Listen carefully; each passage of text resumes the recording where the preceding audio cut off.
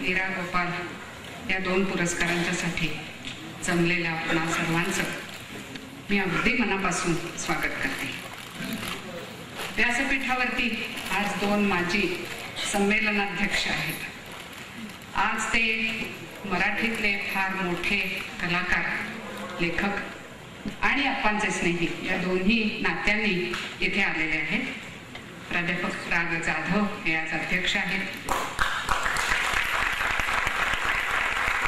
आणि मान्यवर लेखक मधु मंगेश कर्णिक हे प्रमुख पाहुणे आहेत. तेव्हा 2 संमेलनाध्यक्ष डॉक्टर अरुणा ढेरे, डॉक्टर प्रसाद देवधर, समोर प्रेक्षागृहामध्ये बसलेले अनेक मान्यवर आणि आपण सर्व अनेक कारणांच्या साठी आज इथे आलेले सर्वांचं मी पुन्हा एकदा मनापासून स्वागत करते. मला आठवण होते 9 जुलै 1990ची. याच व्यासपीठावरती 8 जुलैला आपण 75वं वर्ष लागलं होतं. पंडित महादेव शास्त्री जोशी त्या दिवशी अध्यक्ष होते. माननीय प्राध्यापक गप्र प्रधान, श्रीपू भागवत, विजया मेहता, शांताबाई शेळके अशांच्या उपस्थितीमध्ये तो कार्यक्रम साजरा झाला होता. अतिशय लक्षात राहण्याजोगा असा तो कार्यक्रम झाला होता. अनेक अर्थाने समृद्ध असा तो समारंभ संपवून आम्ही घरी गेलो आणि अप्पाने मला सांगितलं की राजी, तुम्ही माझ्या म्हणण्याकडे फारसं लक्ष न देता हा वाढदिवस केला, पण आता ह्याच्या पुढे तुम्ही माझे असे वाढदिवस करू नका. माझी अशी इच्छा आहे की समाजाने माझ्यासाठी खूप केलं, अनेक अर्थाने समाजाने मला खूप दिलं, तेव्हा दर्जेदार लेखन करणाऱ्या किंवा दर्जेदार समाजसेवा करणाऱ्या एखाद्या संस्थेला असा आपण एक पुरस्कार देऊया अशी माझी इच्छा आहे. ₹5000 असे 91 साली त्या पुरस्काराचं स्वरूप असावं असं आपण ठरवलं होतं. मला असं वाटतं की ज्यांनी केवळ लेखनावरती आपली उपजीविका केली अशा आप्पांची ही इच्छा आर्थिकदृष्ट्याही मोलाची होती आणि समाजाच्या दृष्टीनेही मोलाची होती आणि खरं म्हणजे दुर्मिळ सुद्धा. तसे आप्पा थकले होते. त्यांचं बाहेर जाणं बंद झालं होतं, त्यांचं लेखन ही कमी झालं होतं, बोलणं कमी झालं होतं, लिहित होते आणि वाचते खूप होते. मग हा पुरस्कार द्यायचा तर कसा हा एक प्रश्न होता. कारण अनेक वेळेला समित्या असतात आणि त्या ठरवतात. तर मग आम्ही असं ठरवलं, आमच्या काही ज्येष्ठांच्या सल्ल्याने असं ठरवलं की आप्पा तर खूप वाचतात आहेतच, तर त्यांनीच त्यांचं पुस्तक निवडावं. आम्ही त्यांना पुस्तकं आणून देण्याचं काम केलं आणि त्यातून दरवर्षी त्यांनी पुस्तकं निवडली, त्यांना आवडत्या आणि खरंच महत्वाचं काम करतायत असं ज्या संस्थांच्या बद्दल त्यांना वाटतं त्यांची नावं त्यांनी ठरवली. 8 जुलैला स्नेह सदन नावाच्या अतिशय छान अशा सभागृहामध्ये तो समारंभ होत असे. 1 जूनला आप्पा गेले 98 साली. 97 पर्यंत आप्पांच्याच हस्ते तो पुरस्कार दिला जात असे, कारण तेच उचित होतं असं आम्हाला वाटत होतं. त्यानंतर प्रश्न असा आला की 1 जूनला आप्पा गेले आणि 8 जुलैला हा पुरस्काराचा दिवस असेल, तर आता काय करायचं. फारच थोडे दिवस मध्ये होते. आईला विचारलं तर आईने सांगितलं की कुठल्याही परिस्थितीमध्ये त्यांची जी इच्छा होती ती आपण पुरी करायची आहे आणि कितीही थोडे दिवस झाले असले तरीही आपण हा पुरस्कार द्यायचा आहे. त्यावर्षी गाडगे महाराज मिशन ओतूर या संस्थेला हा पुरस्कार आईच्या हातून दिला गेला. पण त्यानंतर काही महिन्यांच्या मध्ये आई पण गेली. त्यामुळे आता हा पुरस्कार दोघांच्याही स्मरणार्थ द्यायचा असं आम्ही ठरवलं. पुरस्काराच्या कल्पनेतही बदल झाले. सुरुवातीला फक्त मृण्मयी पुरस्कार हा एखाद्या चांगल्या पुस्तकाला किंवा संस्थेला दिला जात असे. आता आम्ही तो लेखकाच्या एकूण कर्तृत्वाला देतो. कदाचित याच्या पुढे आणखीही काही बदल होऊ शकेल. आणि हा दुसरा पुरस्कार नीरा गोपाल पुरस्कार हा गेली 2 वर्ष दिला गेला आणि यंदा त्याचं 3रं वर्ष आहे. मृण्मयी पुरस्कार निवडताना कोणते निकष असतात तर एकाच वाक्यात सांगायचं झालं तर साहित्य बाह्य असा कोणताही निकष नसतो. आणि नीरा गोपाल या पुरस्कारासाठी सुद्धा निष्ठापूर्वक दीर्घकाळ काम हा एकच निकष असतो. माझ्या आई अप्पांनी अतिशय टंचाईमध्ये संसार केला. तो किती हे त्यांच्या पुस्तकांमधून कदाचित तुम्ही वाचलं असेल. पण समाज ऋण हे त्यांनी नेहमीच मानलं. त्यांच्याकडे पैसे नव्हते तेव्हाही आणि होते तेव्हा देखील. सेवाभावातून ज्यांची जीवन उजळतात अशा माणसांच्या बद्दल माझ्या आईला खूप प्रेम होतं. तिच्या परीनं जे जे करता येईल ते सगळं ती करत असे. आप्पाने त्या जवळपास कोणालाही न सांगता त्या काळामध्ये 1.5 लाख रुपये असे सामाजिक कार्य करणाऱ्या व्यक्तींना आणि डोंगरदऱ्यांच्या मधल्या त्यांच्या मित्रांना त्यांच्या संकट काळामध्ये दिलेले होते. तेव्हा सामाजिक आणि सांस्कृतिक या क्षेत्रामध्ये काम करणाऱ्या व्यक्तीला नीरा गोपाल हा पुरस्कार द्यावा असं आम्ही 2 वर्षापूर्वी ठरवलं. आता प्रश्न असा असतो की जेव्हा आप्पा निवडत होते माणसं त्यावेळेला त्यांनी का दिलं तर त्यांना ते आवडलं म्हणून असं एकच सुंदर उत्तर असेल. पण आता जेव्हा तो आम्ही देतो त्यावेळेला आम्ही ह्याच व्यक्तीला का दिला असा एक प्रश्न असतो. आणि आम्हाला असं वाटतं की आम्ही ह्याच व्यक्तीला तो का दिला हे सांगणं हे आमचं काम आहे. कारण आपण सगळेच वाचणारे असतो. पण एखाद्या लेखकाचं सगळं साहित्य वाचून त्यातलं नेमकं लोकांच्या समोर ठेवणं हे आम्हाला आमचं कर्तव्य वाटतं. आता ह्या कार्यक्रमामध्ये पुढच्या टप्प्यावर जाण्यापूर्वी मी आमचा नातू विराजस कुलकर्णी याला असं सांगते की त्यांनी आजच्या सर्व मान्यवरांचं आधी पुष्पगुच्छ देऊन स्वागत करावं. प्राध्यापक राग जाधव,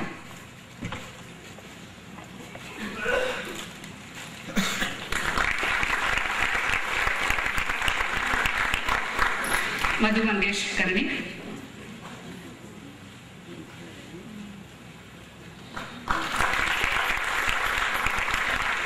डॉक्टर अरुणा ढेरे,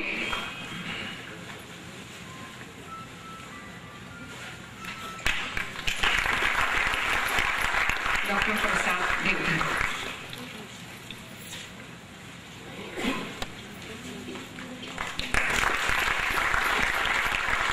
आपल्या लक्षात येईल की आमची पुढची पिढी देखील आमच्या या उपक्रमामध्ये तितकीच आनंदाने आणि जबाबदारीने सामील होते आहे. एक जबाबदारी यंदा आमच्या मृणालने घेतलेली आहे.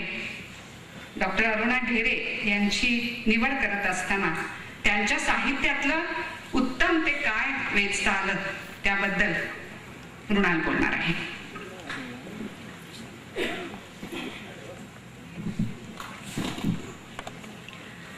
नमस्कार.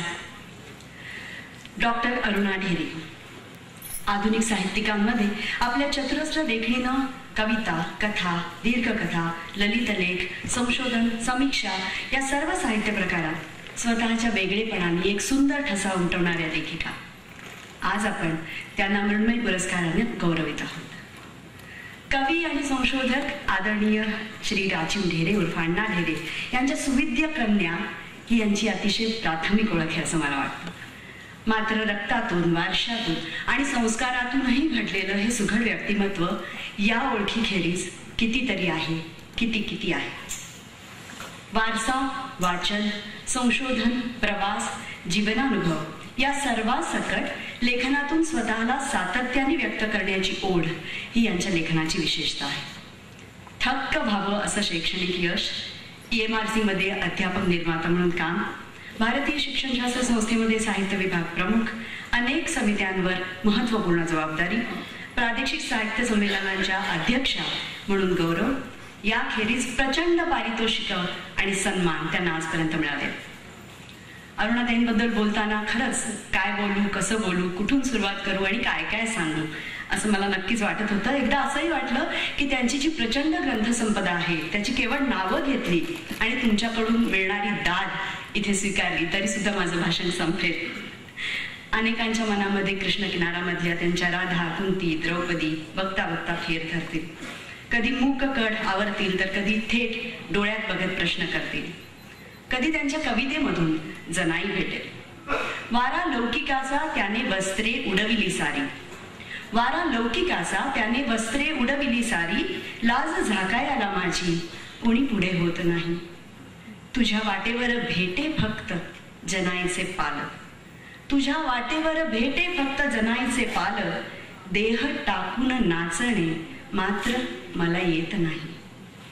जनी म्हणते हसून, जनी म्हणते हसून नेस निलाजरे नेसू, जनी म्हणते हसून नेस निलाजरे हासू, तिचा सोडला धडपा पण नेसवत नाही. कुळवंतारे विठ्ठला आता फेक तरी शेला, कुळवंतारे विठ्ठला आता फेक तरी शेला, असा एकाकी गारठा आता सोसवत नाही. किंवा कधी थेट अगदी आजच्या काळची त्यांची एखादी विव्हल प्रेमिका म्हणेल, प्रेमा इतकं ओठ मिटून काही दिलं नाही, प्रेमा इतकं ओठ मिटून काही दिलं नाही, दुःखा इतकं ओठ मिटून काही घेतलं नाही, कविते इतकं ओठ मिटून काही गायलं नाही, आणि जगण्या इतकं ओठ मिटून काही साहिलं नाही. तर कधी लोकसाहित्याशी जवळीक दाखवणारी त्यांची एखादी कविता आपल्याला सटपटायला लागली. पोर जन्मा आली तेव्हा बाप म्हणाला कचरा, पोर जन्मा आली तेव्हा बाप म्हणाला कचरा, मीच म्हणाले असू द्या माझ्या जीवाला आसरा. त्यांच्या स्वप्न कथेतली अजिता आणि तिच्या चिनूची तिने बदललेली गुलाबी चादर, किंवा स्वतःची सर्जक शक्ती संपत चालली आहे की काय या धास्तीनं कसनुशा झालेल्या, खूप आशेनं पावसाचा वास हुंगावा तशा लिहिण्याआधीच्या तडफडीचा वास हुंगण्याची वाट पाहणाऱ्या उषाताई, किंवा आऊट घटकेचा राजा मधला लेखक, किंवा मी विचार करते आहे आपल्या प्रीतीचा, मी विचार करते आहे आपल्या प्रीतीचा, जी आपल्या सावधपणाखाली इतके दिवस लपून राहिली असं लिहिणारी, इंडियाना मधल्या उंच वाढलेल्या गवताखाली राहणारी अर्चना. अरुणाताईंच्या साहित्य परिवारातल्या अशा कितीतरी खुणा नक्कीच तुमच्या माझ्या मनावर उमटलेल्या आहेत. आणि तसंच उमटलंय त्यांचं बहुश्रुत आणि प्रसन्न व्यक्तिमत्व. एका ठिकाणी त्या म्हणतात, लहानपणी मला कोणी विचारलं की तुमच्या घरी कोण कोण राहतात ग, तर मला सांगावं असं वाटायचं की आमच्या घरी पुस्तकं राहतात आणि आम्ही माणसं त्यांची व्यवस्था बघायला राहतो. भिंतीचा मूळ रंग मी कितीतरी दिवस पाहिला नव्हता, कारण छतापर्यंत पुस्तकच होती. पहिलं गोदरेजचं कपाट आलं घरी, पहिलं गोदरेजचं कपाट आलं तेही पोथ्या ठेवण्यासाठी, कपड्यांसाठी नव्हे. पुस्तकं आपल्या आयुष्याचा जिवंत भाग आहे हे जाणवतच मी मोठी झाले. याच घरात प्राचीन कवितेची खाण अरुणाताईंच्या हाताशी आली आणि नवीन साहित्याशी जमलेल्या मैत्रातून त्यांची स्वतंत्र वाट तयार झाली. परंपरेशी घट्ट जोडलेली नाळ आणि त्याचबरोबर नवीन वाटा जोखाळणं ही इतरांना भलतीच कठीण वाटणारी किंवा अजिबात न आवडणारी गोष्ट अरुणाताईंनी मनापूर्वकतेने केली आणि ती जपली सुद्धा. प्राचीन साहित्याचा नव्याने अर्थ लावण्याची आधुनिक दृष्टी आणि अद्भुत क्षमता त्यांनी अंगी बाळगली आहे. समकालीनांना कदाचित कालबाह्य वाटतील किंवा ज्या प्रकारच्या प्राचीन वाङ्मयाच्या अभ्यासाची, वाचनाची आजच्या बऱ्याच लेखकांना कदाचित गरजही वाटणार नाही. मात्र हा अरुणाताईंच्या चिंतनाचा, अभ्यासाचा, प्रेमाचा विषय बनला. प्रत्येक व्यक्तीचा एक इतिहास असतो, कुटुंबाचा इतिहास असतो, समाजाचा इतिहास असतो, वाङ्मयाचाही इतिहास असतो. आणि या सगळ्याशी आपली नाळ जोडणं, लेखनातून नाळ जोडणं हे किती आनंददायी असू शकतं याचा सुंदर प्रत्यय अरुणाताईंच्या लेखनातून येतो.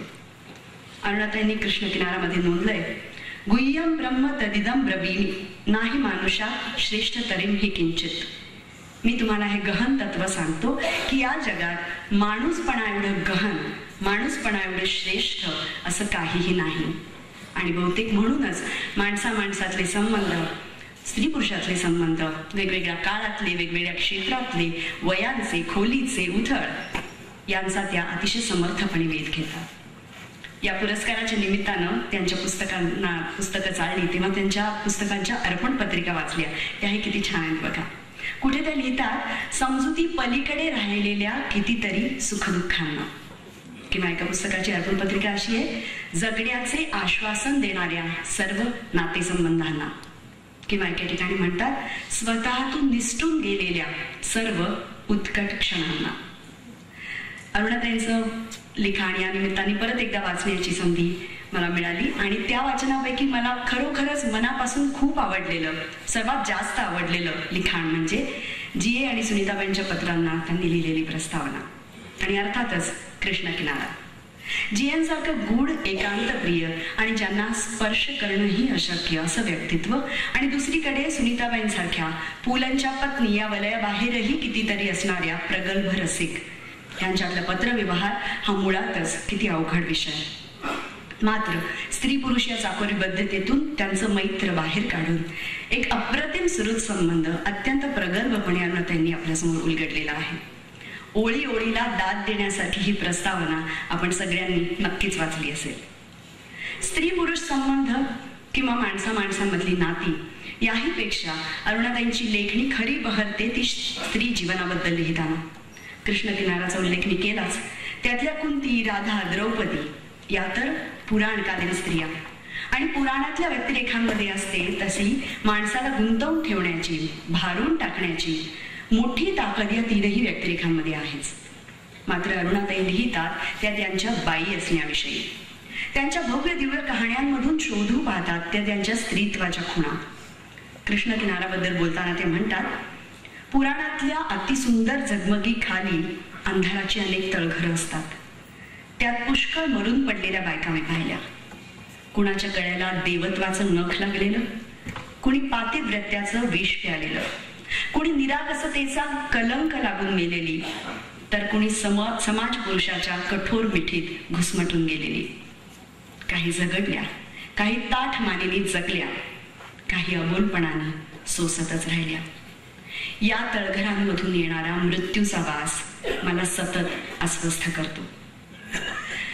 अशा पुराणकालीन व्यक्तिरेखांचा सातत्याने घेतलेला वेध हा अरुणाताईंच्या साहित्य संपदेचा एक सुंदर पैलू आहे.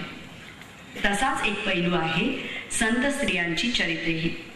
एक माणूस म्हणून, एक स्त्री म्हणून संत स्त्रियांचं जगणं, त्यांचं सोसणं, देवाचं होऊन जाणं हे विलक्षण अनुभवण्याची ताकद अरुणाताईंमध्ये आहे आणि तशीच ती त्यांच्या लेखणीमध्येही आहे.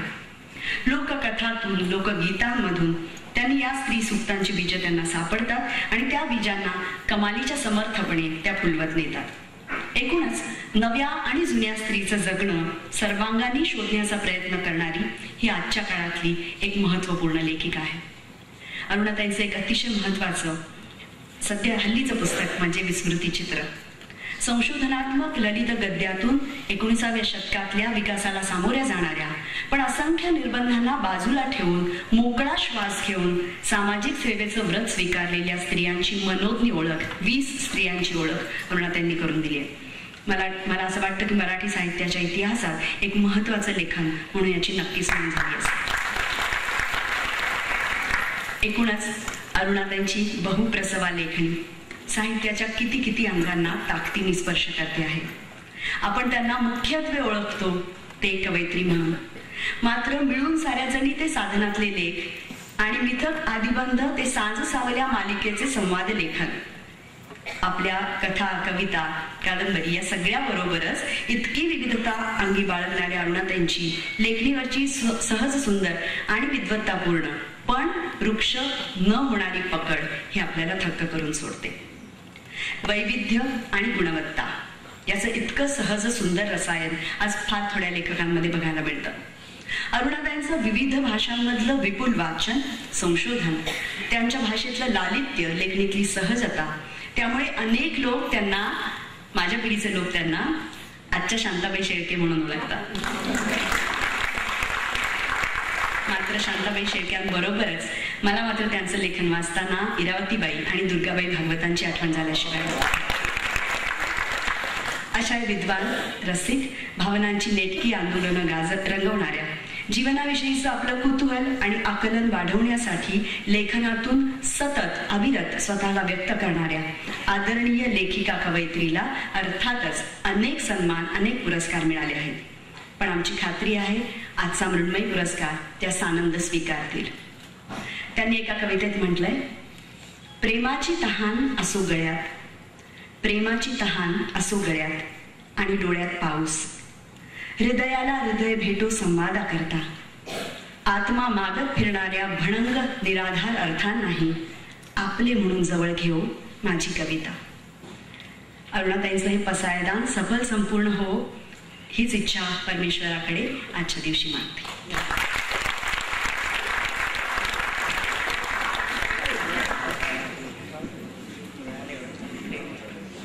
मुलांना सक्ती करणं कधी कधी बरं असतं असं मला.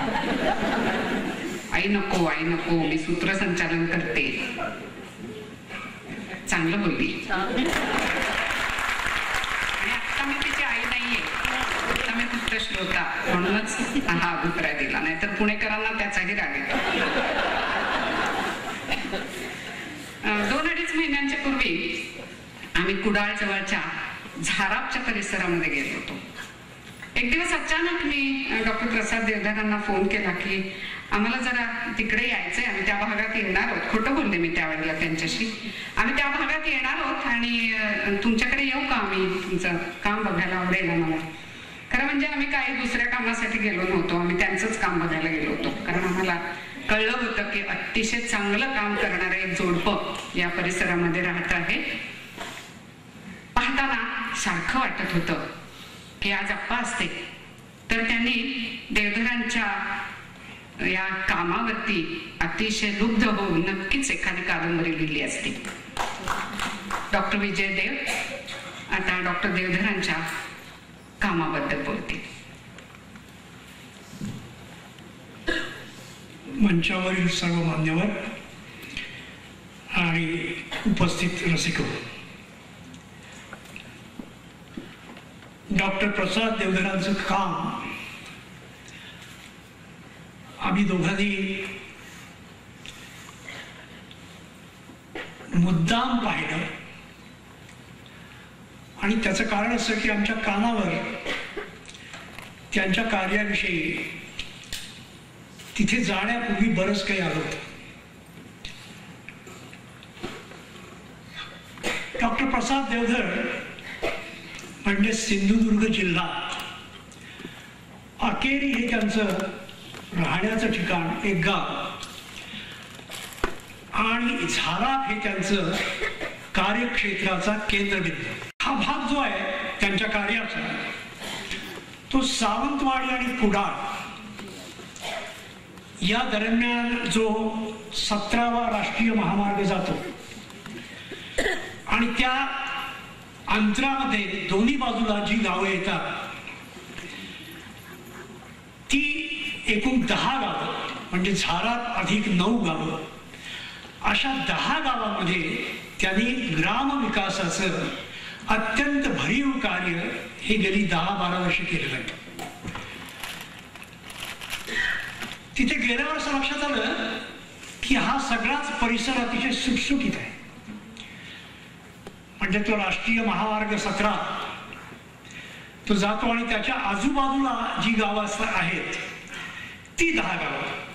या 10 गावांची मिळून लोकवस्ती, लोकसंख्या ही 25,000 आहे.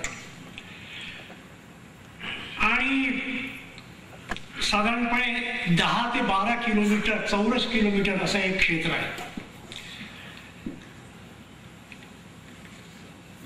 माझ्या असं लक्षात आलं की असं सुटसुटीत कार्यक्षेत्र जरी डॉक्टरांनी निवडलं असलं तरी तिथे काम करणं हे फार अवघड आहे. कारण लोकांची परिस्थिती ही काही प्रमाणामध्ये बदललेली आहे. अन्न, वस्त्र, निवारा, शिक्षण, आरोग्य या संदर्भामध्ये काही काम, काही प्रगती, काही पुढचं पाऊल असं पडलेलं आहे. पण तरीही मोठ्या प्रमाणावरती अज्ञान आहे लोकांच्या मध्ये. निरक्षरता ही पूर्णपणे गेलेली नाही. दारिद्र्य जितकं जायला हवं तितकं ते गेलेलं नाही, अजूनही आहे. शिक्षणाच्या बाबतीत सुद्धा जेवढी प्रगती व्हायला हवी तेवढी झालेली नाही. आणि सर्वसामान्य लोकांची परिस्थिती ही थोडीशी बदलली असली तरी त्याच्यामध्ये भरीव असं परिवर्तन घडवून आणण्याची आवश्यकता आहे. ते स्वतः सिंधुदुर्गामधल्या कुडाळजवळच्या आकेरी गावचे, त्यांचे वडील शिक्षक. डॉक्टरांनी सावंतवाडीहून आयुर्वेदाची पदवी घेतलेली त्यांच्या पत्नी हर्षदा, डॉक्टर हर्षदा देवधर या त्यांच्याबरोबर शिकत होत्या. आणि या दोघांच्याही जाणीवा आयुर्वेदाचं शिक्षण घेत असताना विकसित झाल्या, प्रगल्भ झाल्या आणि त्यांनी एकमेकांना साथ द्यायचं ठरवलं. वास्तविक हर्षदाताई या कोकणातल्या नव्हे, त्या मुंबईच्या. आता मुंबईला कोकण म्हणता येतं, पण त्या मुंबईच्या ग्रामीण भागाची त्यांचा फारसा परिचय नाही. पण सावंतवाडीला आयुर्वेद महाविद्यालयामध्ये दोघांनी एकत्र शिक्षण घेतलं, बरोबर शिक्षण घेतलं आणि अखिल भारतीय विद्यार्थी परिषदेच्या माध्यमातून काही विचार, काही कार्य हे त्यांनी करायला सुरुवात केली. आणि पदवी मिळवल्यानंतर ते दोघेही लातूरच्या विवेकानंद हॉस्पिटलशी थोडेसे संलग्न झाले आणि तिथे त्यांनी काम केलं. मला असं वाटतं की लातूरला असताना डॉक्टरांच्या मनामध्ये हे आलं की अरे आपण ग्रामविकासाचं काम आपल्याच अतिशय सुंदर अशा कोकणामध्ये का करू नये. आणि त्यांनी निर्णय घेतला. ते सिंधुदुर्ग जिल्ह्यात आपल्या गावी परत आले दोघेही आणि त्यांनी तिथल्या लोकपरिस्थितीचा अतिशय कसून बारकाईनं खरोखरी अभ्यास केला असतो. या 10 गावाच्या परिसरात ते फिरले, माणसांना भेटले. त्यांनी असं म्हटलंय की मी खरोखरी माणसांचं वाचन केलं. आणि त्यांच्या असं लक्षात आलं की त्या भागातला सर्वसामान्य मनुष्य अतिशय निसर्ग सुंदर अशा परिस्थितीत शेती करतो, राहतो, पण त्याचं स्वतःचं जीवन त्या निसर्ग सुंदरतेशी अजिबात मिळत नाही. काम करून संध्याकाळी गेल्यावरती हा माणूस दारू पितो. असं का असावं? त्यांना असं वाटलं की अन्न, वस्त्र, निवारा, शिक्षण, आरोग्य याचा प्रश्न काही प्रमाणामध्ये गेल्या 50 वर्षात सुटलेले आहे, तरी माणूस बदललेला नाही. हे का असं? या प्रश्नाने त्यांना सतावलं. आणि त्यांनी मग एक 10 बाय 10च्या खोलीमध्ये दोघांनी दवाखाना सुरू केला आणि त्या दवाखान्यातून व्यसनमुक्तीचं काम हे सुरू केलं.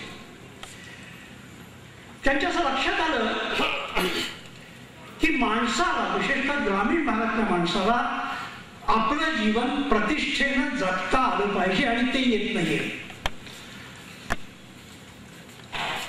दिले तर माणसाचं जीवन घरातून बदलायला सुरुवात होईल. एक बायोगॅस म्हटला की त्याच्याबरोबर शौचकूप आलं, त्याच्याबरोबर गाई गुरांचं शेण, त्याचा काही एक विनियोग झाला. त्यानिमित्तानं स्वच्छता आली, त्यानिमित्तानं खत आलं, त्यानिमित्तानं घरातल्या माणसांची आणि जनावरांची देखील एक प्रकारे काही सोय झाली. तेव्हा त्यांनी बायोगॅस प्रकल्प राबवला आणि हा प्रकल्प राबवताना त्यांच्या असं लक्षात आलं की आता या दशकक्रोशीमधलं परिवर्तन साधायचं असेल तर आपल्याला प्रतिष्ठान निर्माण केलं पाहिजे, माणसं जोडली पाहिजे आणि माणसांमधून आपण परिवर्तनाचं काहीतरी एक काम करायला सुरुवात केली पाहिजे. तेव्हा त्यांनी भगीरथ ग्राम विकास प्रतिष्ठान या संस्थेची स्थापना केली आणि पाहता पाहता स्वतःचं काम करून फावल्या वेळामध्ये निष्ठेनं डॉक्टरांच्या परिवर्तनाच्या कामामध्ये त्याला मदत आणि सहकार्य करण्यासाठी 100 या भागामध्ये 100 तरुणांची एक अशी मोठी टीम, असा मोठा एक ग्रुप निर्माण झाला आणि ते 100 तरुण डॉक्टरांच्या मार्गदर्शनानुसार या सगळ्या परिसरामध्ये काम करतात. या कामाची दिशा एकच आहे की माणूस स्वयंपूर्ण झाला पाहिजे, मग गाव स्वयंपूर्ण झालं पाहिजे, ते होता होता तालुका स्वयंपूर्ण होईल, जिल्हा स्वयंपूर्ण होईल, देश स्वयंपूर्ण होईल. आणि त्याच्यासाठी जे जे करावं लागेल ते त्या त्या माणसांनी, त्या त्या घरांनी, त्या त्या कुटुंबांनी केलं पाहिजे. आणि आम्ही तो सगळा परिसर हिंडून पाहिला, त्यांच्याबरोबर पाहिला. खरोखरी अशी माणसं तयार झालेली आहेत आणि ती माणसं जी बोलतात आपल्याशी त्याच्यातून जाणवतं की यांना परिवर्तनाची दिशा ही सापडलेली आहे. त्याप्रमाणे ते काम करतायत. पारंपरिकता जी आहे तिच्यातलं जे चांगलं आहे, शेतीसाठी, घरासाठी, गावातल्या समाजासाठी, ते तसंच ठेवून किंबहुना त्याचं वर्धन करून ते वाढवून त्याला आधुनिकतेची, विज्ञानाची, तंत्रज्ञानाची जोड दिली पाहिजे. आणि हा विचार खरोखरी तिथे प्रस्तुत झालेला आहे. असं वाटतं की गावागावातल्या महिलांना आणि पुरुषांना हा विचार कळलेला आहे आणि तो प्रत्यक्षात स्वतः आणण्याची त्यांची आज तयारी झालेली आहे. आता काय काय विकास झाला किंवा काय काय विकासाच्या दिशा आहेत हे भरपूर सांगता येईल, पण त्याच्यातलं मर्म हे आहे, त्या बायोगॅस प्रकल्पानंतर डॉक्टरांनी पाण्याचे प्रश्न सोडवण्यासाठी मग वनराई बंधारा किंवा अनेक काही उपाययोजना कोकणातल्या, विशेषतः सिंधुदुर्ग जिल्ह्यातल्या आणि त्यांच्या भागातल्या परिसराला अनुसरून कसा सोडवता येईल हे पाहिलेलं आहे. खतांचा प्रश्न, आपण केमिकल खतांविषयी खूप ऐकलेलं आहे, पण डॉक्टरांचा असा समज आहे की या बायोगॅस प्रकल्पामुळे आणि जनावरांचं कुक्कुटपालन म्हणा, शेळीपालन म्हणा, यांच्यामुळे खताचा प्रश्न सुटेल आणि त्यांचा केमिकल खतांना पूर्ण विरोध जरी नसला तरी काही दिवसांनी साधारणपणे देशी खतं, आपल्या घरातली खतं, गावातली खतं ही आपण वापरली पाहिजे, याच्यावर त्यांचा भर आहे. मला आठवतं की एक प्रसंग की निर्णारी फर्टिलायझर्स आणि वनस्पतींवरती किंवा पिकांवरती मारायची औषधं, फवारणी करायची औषधं, याचे प्रकल्प राबवणारे काही लोक त्यांच्या शेतावरती आम्ही गेलो आणि तिथे एक आपण असं म्हणू की पिकांवरती मारायची औषधं ही काहीतरी विदेशी औषधं ही घेऊन कोणी तिथे आलं आणि आमच्या देखत डॉक्टरांनी त्या माणसाला तिथे अडवलं आणि त्याला सांगितलं की तुझे हे प्रकल्प इथे राबवू नकोस. इथल्या लोकांना इथल्या खतांची मी एक सवय लावलेली आहे आणि ती आवश्यक आहे, त्याच्यामध्ये तू विघ्न आणू नकोस. त्या माणसाने फटकारलं. त्याच्यातून त्यांचं लक्षात आलं की परंपरेमधलं जे काही आहे ते आपण वापरायचं, नीट वापरायचं आणि जे विज्ञानाने जरी सिद्ध झालं असलं पण ते अयोग्य आहे, आपल्या पिकांना त्याचा उपयोग होणार नाही, त्याला विरोध करायचा, हे त्यांनी तिथे केलेलं आहे. आणि ते इतक्या सहजतेनं आणि इतकी त्यांच्यामध्ये एक प्रकारची धमक ती आहे ती त्यांनी तिथे दाखवली. त्यांच्या या 10 गावासाठी झारापला एक सुंदर वाचनालय, एक ग्रंथालय, 60-70 हजार रुपयांची शेतीला आणि ग्रामीण जीवनाला उपयुक्त अशी पुस्तकं त्यांनी तिथे जमा केली आहेत. कॉम्प्युटरचा उपयोग तिथे होतो. तिथल्या शेतकऱ्यांना तिथे येता येतं आणि आपले जे काही प्रश्न असतील आरोग्याचे, शिक्षणाचे, शेतीविषयीचे, ते कसे सोडवता येतील याचं मार्गदर्शन केलं जातं. अनेक प्रकारची कामं आहेत, पण या कामाची जी दिशा आहे ती मला असं वाटतं की काही कामं संपलेली आहेत आणि सगळंच परिवर्तन झालं अशातला भाग नाहीये. पण त्यांनी जी दिशा घेतलेली आहे आणि विचार मांडलेला आहे आणि त्या विचारानं ते पुढे चाललेले आहेत, हे जास्त महत्वाचं आहे. त्यांचं असं स्पष्ट मत आहे की माणूस बदलला की घर बदलेल, गाव बदलेल. मी बघायला सांगितलं. आणि एक 5-10 गावामध्ये काही प्रकल्प राबवायचे आणि परिवर्तन घडवून आणायचं, याच्या मागे त्यांचा फार मोठा विचार तो असा आहे की आता जागतिकीकरणामुळे, खाजगीकरणामुळे सगळं जग असं जवळ आलेलं आहे असं आपण म्हणतो. त्या काळात ग्रामीण भागाचा विकास करणं ही अत्यंत आवश्यक गोष्ट आहे. ते जर झालं नाही तर मग 2020-2025 भारत एक महान राष्ट्र, अतिशय मोठी एक महासत्ता म्हणून पुढे जाईल. पण मग या खेड्यांचं काय असेल त्यावेळेला? या खेड्यांचा विकास न होता भारत महासत्ता बनेल आणि ती खरी महासत्ता असेल का, हे त्यांच्या डोक्यात आहे. आणि या सगळ्या भारत महासत्ता होण्याचं बीज त्यांना गावामध्ये आणि गावाच्या विकासामध्ये दिसतं. असं हे काम आहे, खूप मोठं काम आहे. मी सुरुवातीला सांगितलं की अशा सुटसुटीत परिसरामध्ये ते करतायत, पण त्या परिसरातलं काम हे लवकरच बाहेर जाण्याची शक्यता आहे. आणि तालुके, जिल्हे असे या कामाच्या दिशेनं त्यांच्यामध्ये काही परिवर्तन होण्याची शक्यता आहे. त्यांना आज जो पुरस्कार आपण देणार आहोत तो आहे नीरा गोपाल पुरस्कार. मगाशी प्रास्ताविकात वीणाने सांगितलं की हा पुरस्कार वीणाची आई, माझ्या सासूबाई यांनी सामाजिक कार्य करणाऱ्या लोकांच्या पुढे, समाजसेवकांच्या पुढे कुठले प्रश्न असतात आणि त्यांना समाजामध्ये पुष्कळदा उपेक्षेला सामोरं जावं लागतं, त्यांचं कौतुक होणं, त्यांना काही आधार देणं हे अत्यंत आवश्यक आहे असं त्या वारंवार म्हणत असत.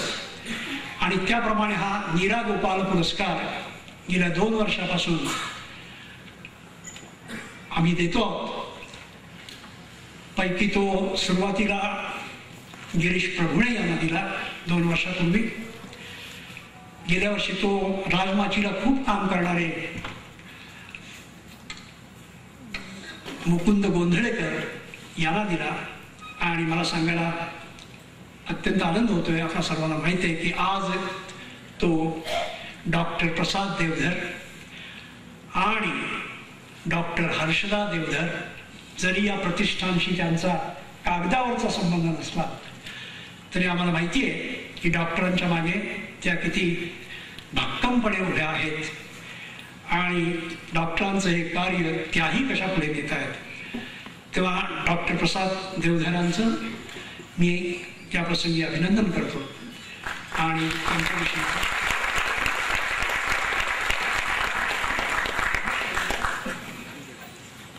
आता पुरस्कार वितरण.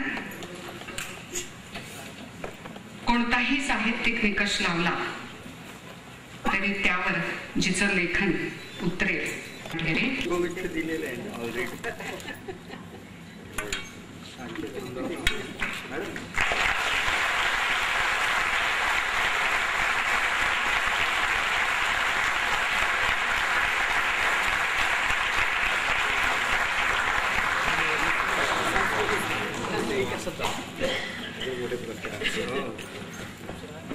आता नीरा गोपाल पुरस्कार ₹10,000 स्मृतिचिन्ह.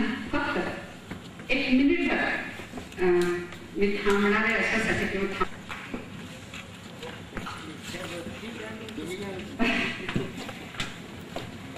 नसले तरी काय आपले कॅमेरे आणि खूप मोठे.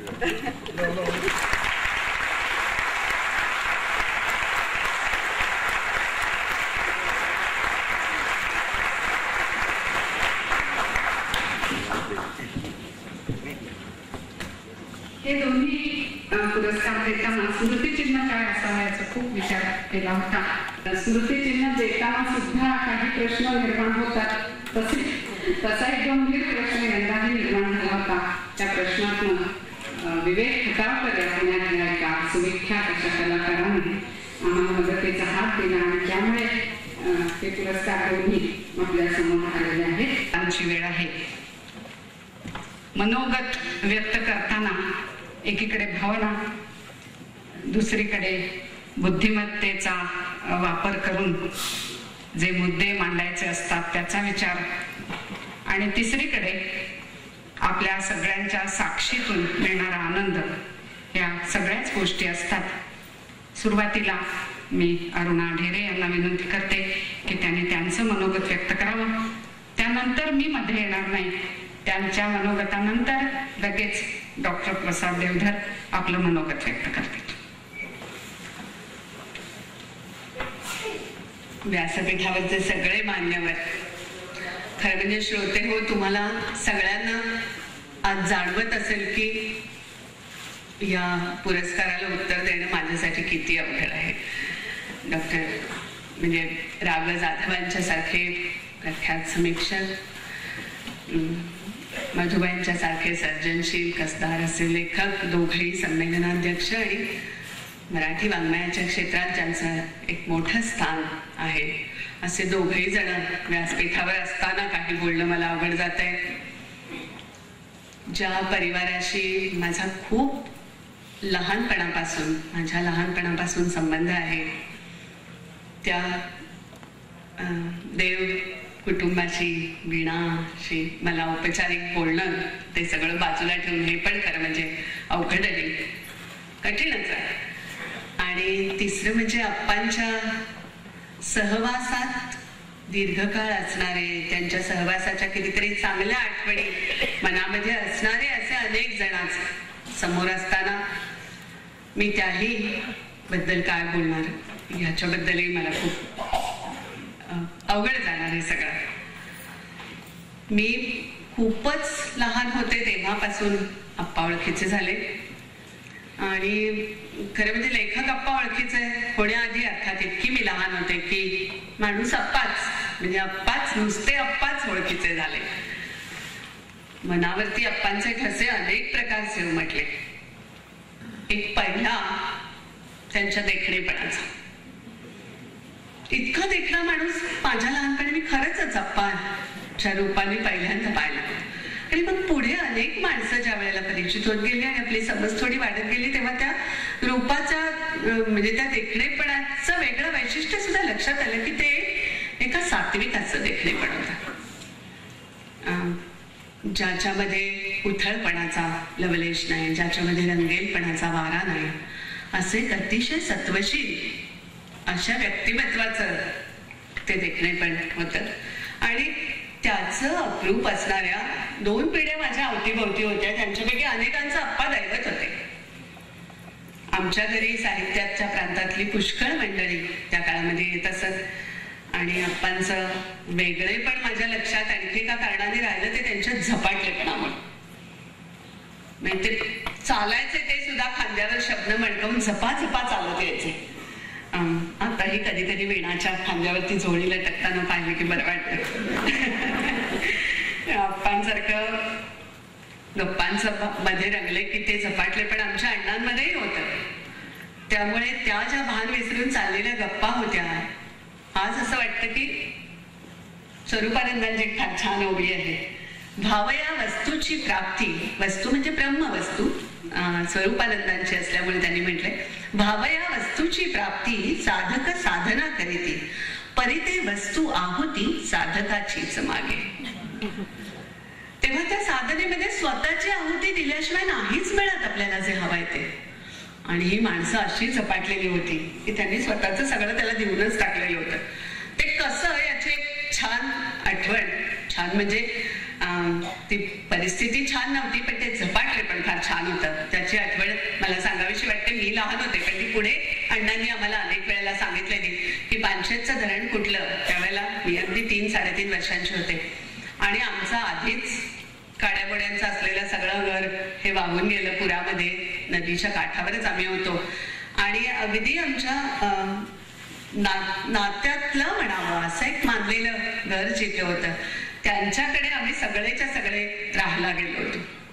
तेव्हा मी 4 जण, त्यांच्या 2 खोल्या, त्यांची 6 माणसं घरामध्ये, त्यामुळे आम्ही 10 माणसं त्या 2 खोल्यांमध्ये, वरचा मजला, पाण्याचा तास, आणि त्यातच मला आणि त्यांच्या घरातल्या धाकट्या मुलीला टायफॉइड झालेला. तेव्हा इतक्या विचित्र परिस्थितीमध्ये आम्ही त्या घरात राहत असताना अण्णांना शोधत शोधत आप्पा तिथे आले होते. आणि पहिली मदतीची चौकशी झाल्यानंतर करणाऱ्यांचा विषय त्यांच्या डोक्यात होता आणि ते भोवतालचं सगळं विसरून त्यावेळी बोलत राहिले होते. हे त्यावेळेच्या त्या आठवणीतून बाहेर येताना मला दुसरं एक पाठोपाठ सांगावंसं वाटतं की त्यातून आम्ही सावरलो. अण्णा कामाला लागले. चक्रपाणी सारखा ग्रंथ अण्णांनी लिहिला, PhD मिळाली, ज्याला पुढे डिलीटच्याही पुस्तकांमध्ये समावेश झाला.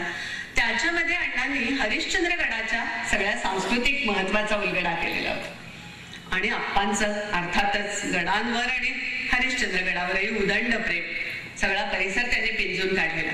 तेव्हा त्या पुस्तकामध्ये अण्णांनी जे लिहिलं होतं ते वाचलं आणि आप्पा वेणाच्या घरून चालत तडक एक दिवस सकाळी आमच्या घरी आले. सकाळची अगदी 7-7:30ची वेळ. अण्णा घरात नव्हते त्यावेळेला, तेही लवकर बाहेर पडायचे पुस्तकांच्या ठेल्यावर जाण्यासाठी.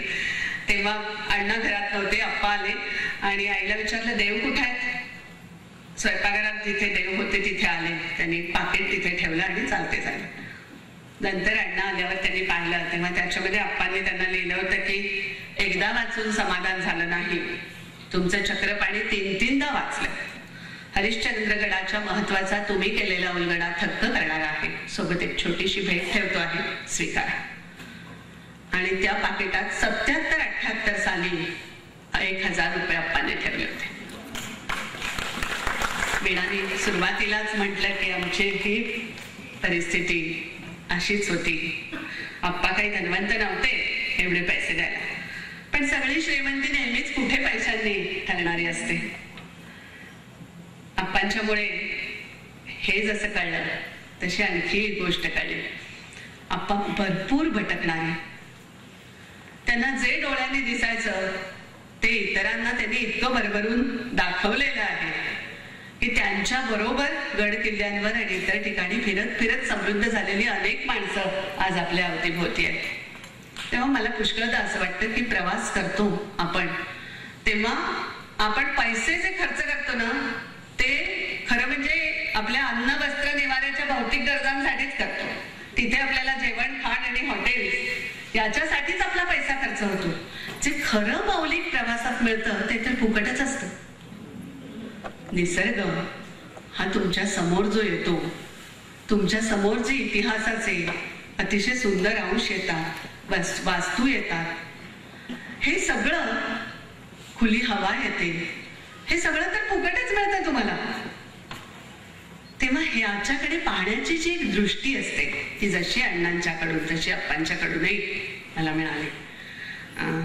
आणि तिसरी आप्पांच्या जवळ जी आणखी एक श्रीमंती होती जी पुढे आप्पांचं लेखन वाचताना मला जाणवत गेली ती म्हणजे त्यांची माणसाच्या भावात्मक आयुष्याविषयीची जबरदस्त समजूत. म्हणजे आजच्या लेखकांच्या खरं तर नव्या पिढीच्या बाबतीत पुष्कळदा अनेक जण ज्या तऱ्हेचं कुपोषण आहे अशी तक्रार करतात, जे जाणवतात ते या भावात्मतेचं कुपोषण आहे असं आपल्या लक्षात येईल. आप्पांच्या जवळ जे भावबळ होतं त्यांनी अनेक वाचकांच्या संवेदनात्मक गाभ्याचं पोषण केलं असं आज लक्षात येतं. त्यांचे निश्चलपुरी असतील, त्यांची यशोदा असेल, त्यांची मनू असेल, आवेग आणि संयम यांचे जे विलक्षण खेळ आप्पांनी त्यांच्या लेखनातून रंगवलेलं आहे ते खरोखर थक्क करणार आहे. त्यांच्या भ्रमणगाथेने आणि त्यांच्या मृण्मयीने त्या एका वयाच्या टप्प्यावर मला खरोखरच आतून भिजवलेलं आहे. आणि आज पुन्हा एकदा त्या भिजण्याची कायमची खूण या पावसामध्ये या देव कुटुंबाने या पुरस्काराच्या रूपाने माझ्याजवळ दिली.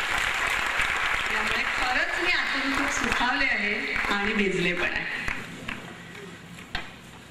आणि पुन्हा ओल अटत जाण्याचे दिवस वयाच्या 50 नंतर समोर दिसत असताना त्या उंबऱ्यावरून एक पाऊल पुढे टाकत असताना तर मला हे जास्तच जाणवत आहे. खरोखर आज अगदी मध्ये आहे मी.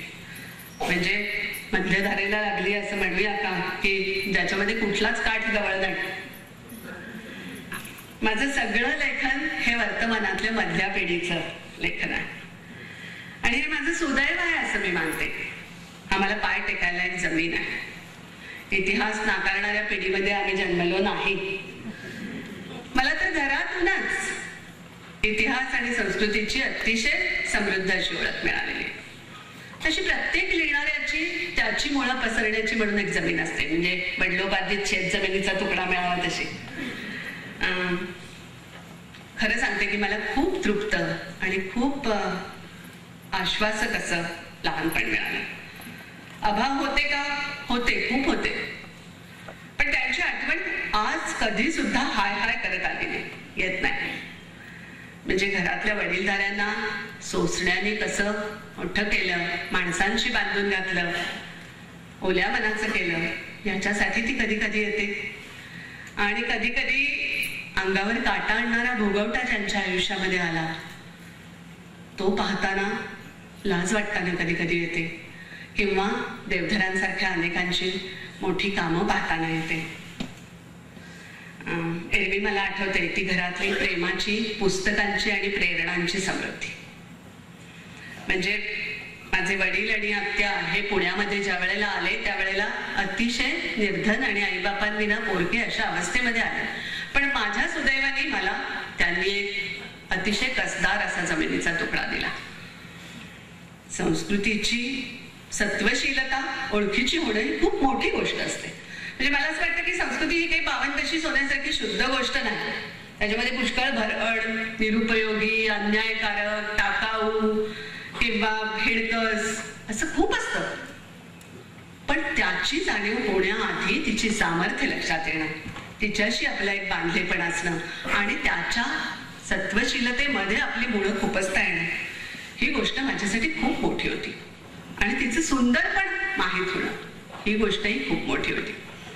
शनिवार पेठेतला आमच्या राहण्याचा त्यावेळेचा सगळा परिसर सुद्धा सांस्कृतिक दृष्ट्या खूप गजबजलेला होता. आणि अगदी माझं सगळं बाळपण आतापर्यंतचं आयुष्य हे अगदी टिपिकल शहरी असं गेलं तरी सुद्धा घरी येणारे गोंधळे, भुते, जोगते, बाघे, वासुदेव या सगळ्यांच्यामुळे एका लोकपरंपरेची ओळख सुद्धा मला आपोआप होत गेली. पुढे हेही कळत गेलं की जिला आपण चुकीने तळागाळातली संस्कृती असं म्हणतो तीच खरं म्हणजे आपल्या अभिजात संस्कृतीची आई आहे, मायपोट आहे. इंग्रजी राज्याने ज्या अनेक चुकीच्या समजुती आपल्यामध्ये रुजवल्या त्याच्यामध्ये क्लासिकल ट्रॅडिशन ही ग्रेट ट्रॅडिशन आणि लोकसंस्कृती ही लिटल ट्रॅडिशन अशी एक समजूत घेऊन कित्येक काळ इतिहास इथले लिहिले गेले. पण मला असं लक्षात आलं की ह्या संस्कृतीच्या मधूनच सतत आपल्या मोठ्या संस्कृतीचं पोषण होते. आणि मग या दोन्ही संस्कृतीतला समन्वय काय आहे याचा अभ्यास करण्यामध्ये मी खूप रमून गेले. माझी वाङ्मयीन दृष्टी एकूणच मला असं वाटतं की समन्वयावर ठेवलेली. म्हणजे 19व्या शतकाच्या शोधात सुद्धा मी त्याच दृष्टीने रमली आहे. आणि याचा अर्थ इथेही मी मध्येच आहे. आणि मधल्या माणसाची नेहमी फार पंचायत होते. म्हणजे दोन्ही टोकांवरची माणसं ही एकतर पलायनवादी समजतात आणि नावं ठेवत असतात. त्यांना या मधल्या माणसाचा खूपदा राग येत असतो. त्याला भूमिका नसते असंही त्यांना वाटतं. पण मला असं वाटतं की समन्वय ही एक भूमिकाच आहे. आणि मधल्या माणसाला सुदैवाने दोन्ही टोकं दिसत असतात. शिवाय अनेकदा कुठल्याही बाबतीतली जी प्रखरता किंवा आग्रहाची भूमिका जी असते ती माणसाला नुसतं एकाकी नाही तर एकांगी सुद्धा बनवत असते. तेव्हा त्या प्रकारच्या धोक्याचा जो स्वीकार असतो ना तो वैचारिकतेचा भक्कम आधार असणाऱ्या माणसाकडूनच फक्त केला जातो. माझा स्वभाव मुळातच विद्रोहाचा नाही. भाषेवर तलवार उपसून धावण्याची माझी वृत्ती नाही. आणि पण तसं करणारे युद्ध सदृश लिहिणारे कित्येक मोठे लेखकही आपल्याला माहित आहेत. मी वाचलेले आहेत, तुम्ही वाचलेले आहेत. गरज पडेल तेव्हा युद्ध अटळ असतं आणि ते करावंच लागतं. पण परिणामांच्या अटळतेचं समग्र भान ठेवून केलेला जो समन्वय असतो तो सुद्धा मला विद्रोहा इतकाच महत्वाचा वाटतो. विधायक गोष्टींना अधोरेखित करण्याची गरज आजच्या काळात तर कधी नव्हे इतकी वाढलेली आहे. म्हणजे मला महाभारतातली एक गोष्ट आठवते की युद्धाचा प्रचंड संहार झालेला आहे आणि कोल्ही कुत्री त्या रणांगणावर हिंडत आहेत, प्रेतांचा खच पडलेला आहे, बायकांचे आक्रोश आहेत, नातलगांचे, आणि अशामध्ये कित्येक दिवस हेच दृश्य दिसत असताना एक दिवस एका आपल्या नातलगांना शोधता शोधता एका हत्तीच्या गळ्यातली तुटलेली घंटा बाजूला केली कुणीतरी, तर त्याच्या खाली चिमणीने घरट घालून पिल्लं घातलेली होती. तेव्हा त्या संबंध विनाशाच्या घरतीमध्ये निर्माण झालेलं ते नवं जीवन, सुरू झालेलं नवं जीवन, हेही व्यासांना दिसलेलं होतं आणि ते तितकंच महत्वाचं आहे. आणि त्याला जोडून मला अगदी आजच्या काळामध्ये आठवते ती महाश्वेता देवींची गोष्ट की ज्याच्यामध्ये भारतीय युद्धाच्या विनाशानंतर 5 शेतकरी या आपल्या नवऱ्यांची प्रेत शोधायला आलेल्या आहेत आणि त्यांना घेऊन पांडवांचे अधिकारी महालात येतात आणि उत्तरेच्या बरोबर त्यांना ठेवतात.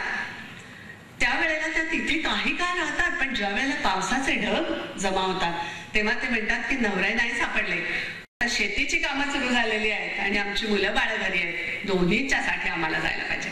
तेव्हा जीवन थांबून नाही राहत, मरणापाशी ते सुरूच असतं आणि ते जीवन अधिक निरोगी करण्यासाठी जे जे धडपडतात त्या गोष्टी अधोरेखित करणं ही खूप महत्वाची गोष्ट आहे. त्यांच्या पाठीशी उभं राहणं, त्यांना ओळखणं, जे काम या पुरस्काराच्या निमित्ताने आज आपल्या छोट्याशा पातळीवर हे मृण्मयी प्रतिष्ठान पण करत आहे असं लक्षात येईल. लेखनातून तसं करणारे कितीतरी मोठे साहित्यिक हे आपल्याला माहिती आहे. म्हणजे आयुष्यातला अति साधा पण अति आश्वासक असा सूर पकडणं हे काही सोपं नसतं, कठीण काम असतं. मागे टाकता आलं तरच पुढे जाता येतं हे ओळखणं सुद्धा सोपं नसतं, तेही खूप कठीण असतं. ते प्रतिभावंताचंच काम असतं. मग तो 100, 200, 400, 600 पानांची कादंबरी लिहिणारा मोठा आवाक्याचा कादंबरीकार असो किंवा एखादी लहानशी 4-6 ओळींची कविता लिहिणारा एखादा कवी असो. कवितेचा जीव तसा छोटा असतो, पण ते 4-6 इंचाचं असलं तरी नागाचं पिल्लूच असतं, फणा काढता एवढंसं असलं तरी. तेव्हा ग्रेसचा ची एक कविता मला आठवते की आता लिहिताना काही जरा वेगळे वाटते, आता लिहिताना काही जरा वेगळे वाटते, माझ्या लेखणीची ओढ तिळा तिळाने तुटते, शब्द अनाथ दिसती, रेग हळूच ओढावी, टिंब ठेवूनही अंती गीत अपुरे वाटते. पुरी होतच नाही कविता पूर्ण विराम दिला तरी. हे अर्थात वाचकाचं आणि कवीचं खूप मोठं भाग्य असतं. हा पराजय नसतो खरं म्हणजे कवीचा. किंबहुना असं काही असतच नाही, जय पराजयाची भाषा ही अस्सल लेखकाच्या बाबतीत संभवतच नाही.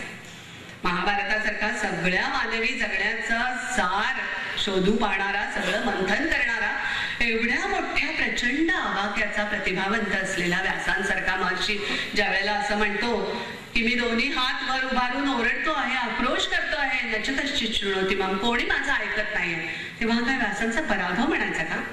नाही म्हणता येत आपल्याला. हे दिसावा दिशांच्या मध्ये देवतारा, असा हट्ट घेता लवे पापणी, असं आरती प्रभू म्हणतात. हा काही कवीचा पराभव असतो का? नसतो तो तसा खरं म्हणजे. आणि पुन्हा जयाची कारण नेहमी महान असतात असं नाही, आणि पराभव नेहमी क्षुद्र किंवा निरर्थक असतो असं पण नाही, हेही आपल्याला माहिती. शेवटी लेखकाचं यश यश म्हणजे तरी काय असतं? म्हणजे मला असं वाटतं की मृण्मयी पुरस्कार हा काही यशस्वी लेखनासाठी दिलेला पुरस्कार नाही. कौतुक किंवा उत्तेजन यांच्या पलीकडे दिले जाणारे पुरस्कार सुद्धा वारीच्या रस्त्यावर जाताना मिळालेल्या भाजी भाकरीच्या प्रसादासारखे असतात. जे खूप मोठे लेखक असतात ते पोचलेलेच असतात पंढरीला, आपण पोचलेले नसतो. पोचणं होईल का नाही हे पण आपल्याला माहित नसतं, पण तरी सुद्धा आपण लिहिणं थांबवत नाही, आपण स्वप्न पाहणं थांबवत नाही. कितीही हताश करणारी भोवती परिस्थिती असली आणि स्वतःच्या मर्यादा कितीही जाणवत असल्या तरी देखील आपण आपल्या एका आतड्याच्या ओढीने लिहित असतो, बांधलेले असतो आपण त्याच्याशी. हे आपण बाई आहोत म्हणून जास्त चिवटपणे घडतं का? मला माहित नाही. म्हणजे युद्धापेक्षा प्रेमाची भाषा बायका जास्त चांगली का करू शकतात याचं रहस्य आपल्याला ठाऊक आहे म्हणून हे घडतं का मला माहित नाही. पुष्कळदा सगळं जग फिरून ज्ञानाने पुरुष जे जाणतो ते घरात बसून केवळ आपल्या उपजत शहाणपणाच्या बळावर बाई जाणते. यामुळे होतं का माहित नाही, पण हे घडतं खरं. मृणाल सुरुवातीला म्हणाली तसं माझ्या सगळ्या कवितेत, माझ्या सगळ्या लिखाणामध्ये या बाईपणाचा शोध घेण्याचा प्रयत्न मी खूप करते. मला वाटतं की माझ्या म्हणजे आजवरच्या होऊन गेलेल्या पुराण आणि इतिहासातल्या बायकांच्या बरोबर वर्तमान काळातल्या सगळ्या माझ्या भोवतालच्या बायका ज्या आहेत त्या सगळ्यांच्या आयुष्यातून मी सारखी शोधते तो भारतीय स्त्रीचा चेहरा.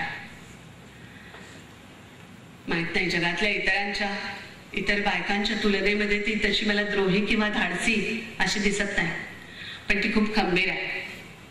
ती खंबीर आहे, ती सहनशील आहे, चिवट आहे, बुद्धिमान आहे आणि तेवढीच संवेदनाशील सुद्धा आहे.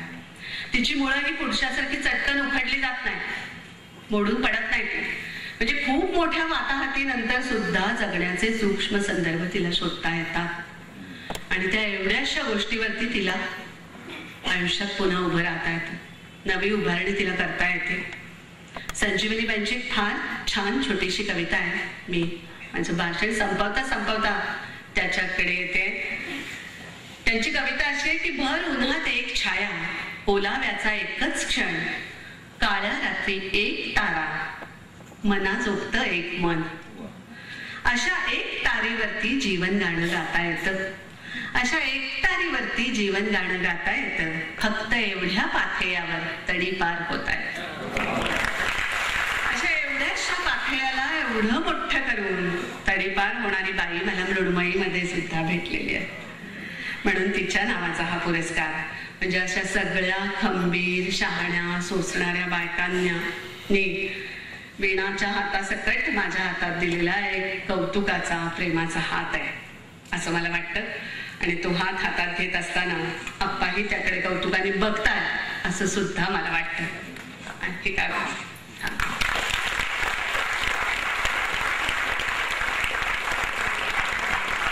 सर्व उपस्थित मान्यवर, अमित गद्रे तुला एक फक्त विनंती आहे की 15 मिनिटं झाली की मला जरा सिग्नल दे. सिग्नल मध्ये आळस पासून कोणतीही गोष्ट चालेल फक्त ती दे की जेणेकरून मी वेळेत बरोबर थांबेल. ती मनोगत व्यक्त करायचं आहे मी. लहानपणी आम्ही जेव्हा भाषण करायचो तेव्हा मुद्दे समोर असायचे, नाहीतर ऐन वेळी काय नक्की टिळकांनी खाली टाकलं, शेंगा की टरफलं ते आठवायचं नाही. हे पाठ केलेलं काय नाहीये मी. कोकणामध्ये काम करत असताना जे काही अनुभव आले ते मी आपल्या समोर प्रामाणिकपणे सांगणार आहे. ते सांगत असताना टिपिकल कोकणातली एखादी शिवी हसडली जाईल की काय अशा प्रकारची एक भीती माझ्या मनामध्ये आहे. मधुबाई असं काय झालं तर माझ्यानंतर तुम्ही बोलणार, त्याच्यावेळी तुम्ही सांभाळून घ्या.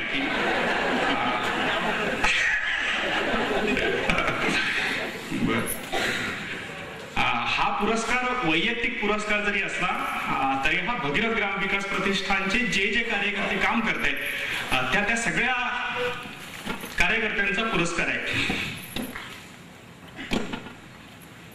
आज खरं तर ते सगळे इथे हवे होते, पण इथे सगळ्यांना जर आणायचं तर भगीरथला वर्षाला जेवढे डोनेशन मिळतं तेवढे डोनेशन आमच्या प्रवास खर्चामध्ये खर्च होईल आणि आम्हाला ते परवडणार नाहीये.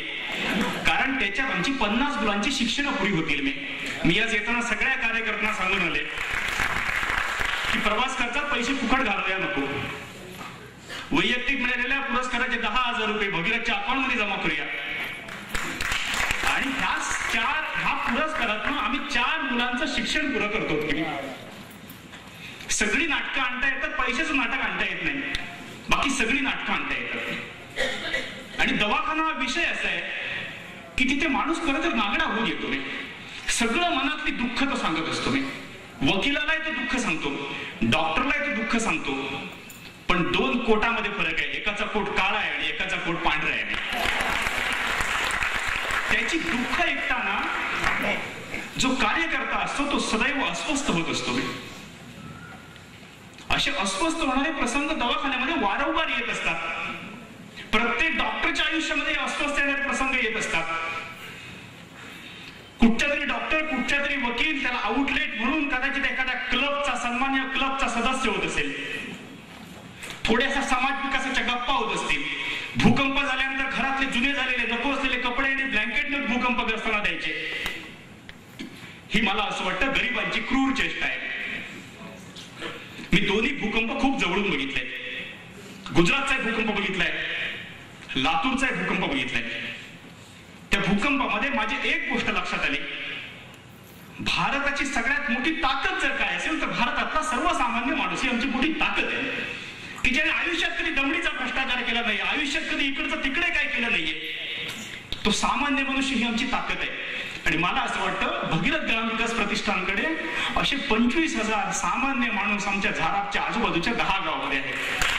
फक्त अडचण ही आहे, आम्ही जेव्हा लातूरला हाऊस पोस्ट साठी गेलो होतो डॉक्टर कुकडे काकांकडे, मी माझ्या आयुष्यात खूप खूप चांगली माणसं बघितली. त्याच्यातलं एक आहे डॉक्टर अशोकराव कुकडे. लातूरमध्ये जेव्हा भूकंप झाला, भूकंपानंतर आम्ही गेलो होतो मंगळूर आणि खिल्लारी ह्या 2 गावात होतो. तिथे विवेकानंद हॉस्पिटलची गाडी यायची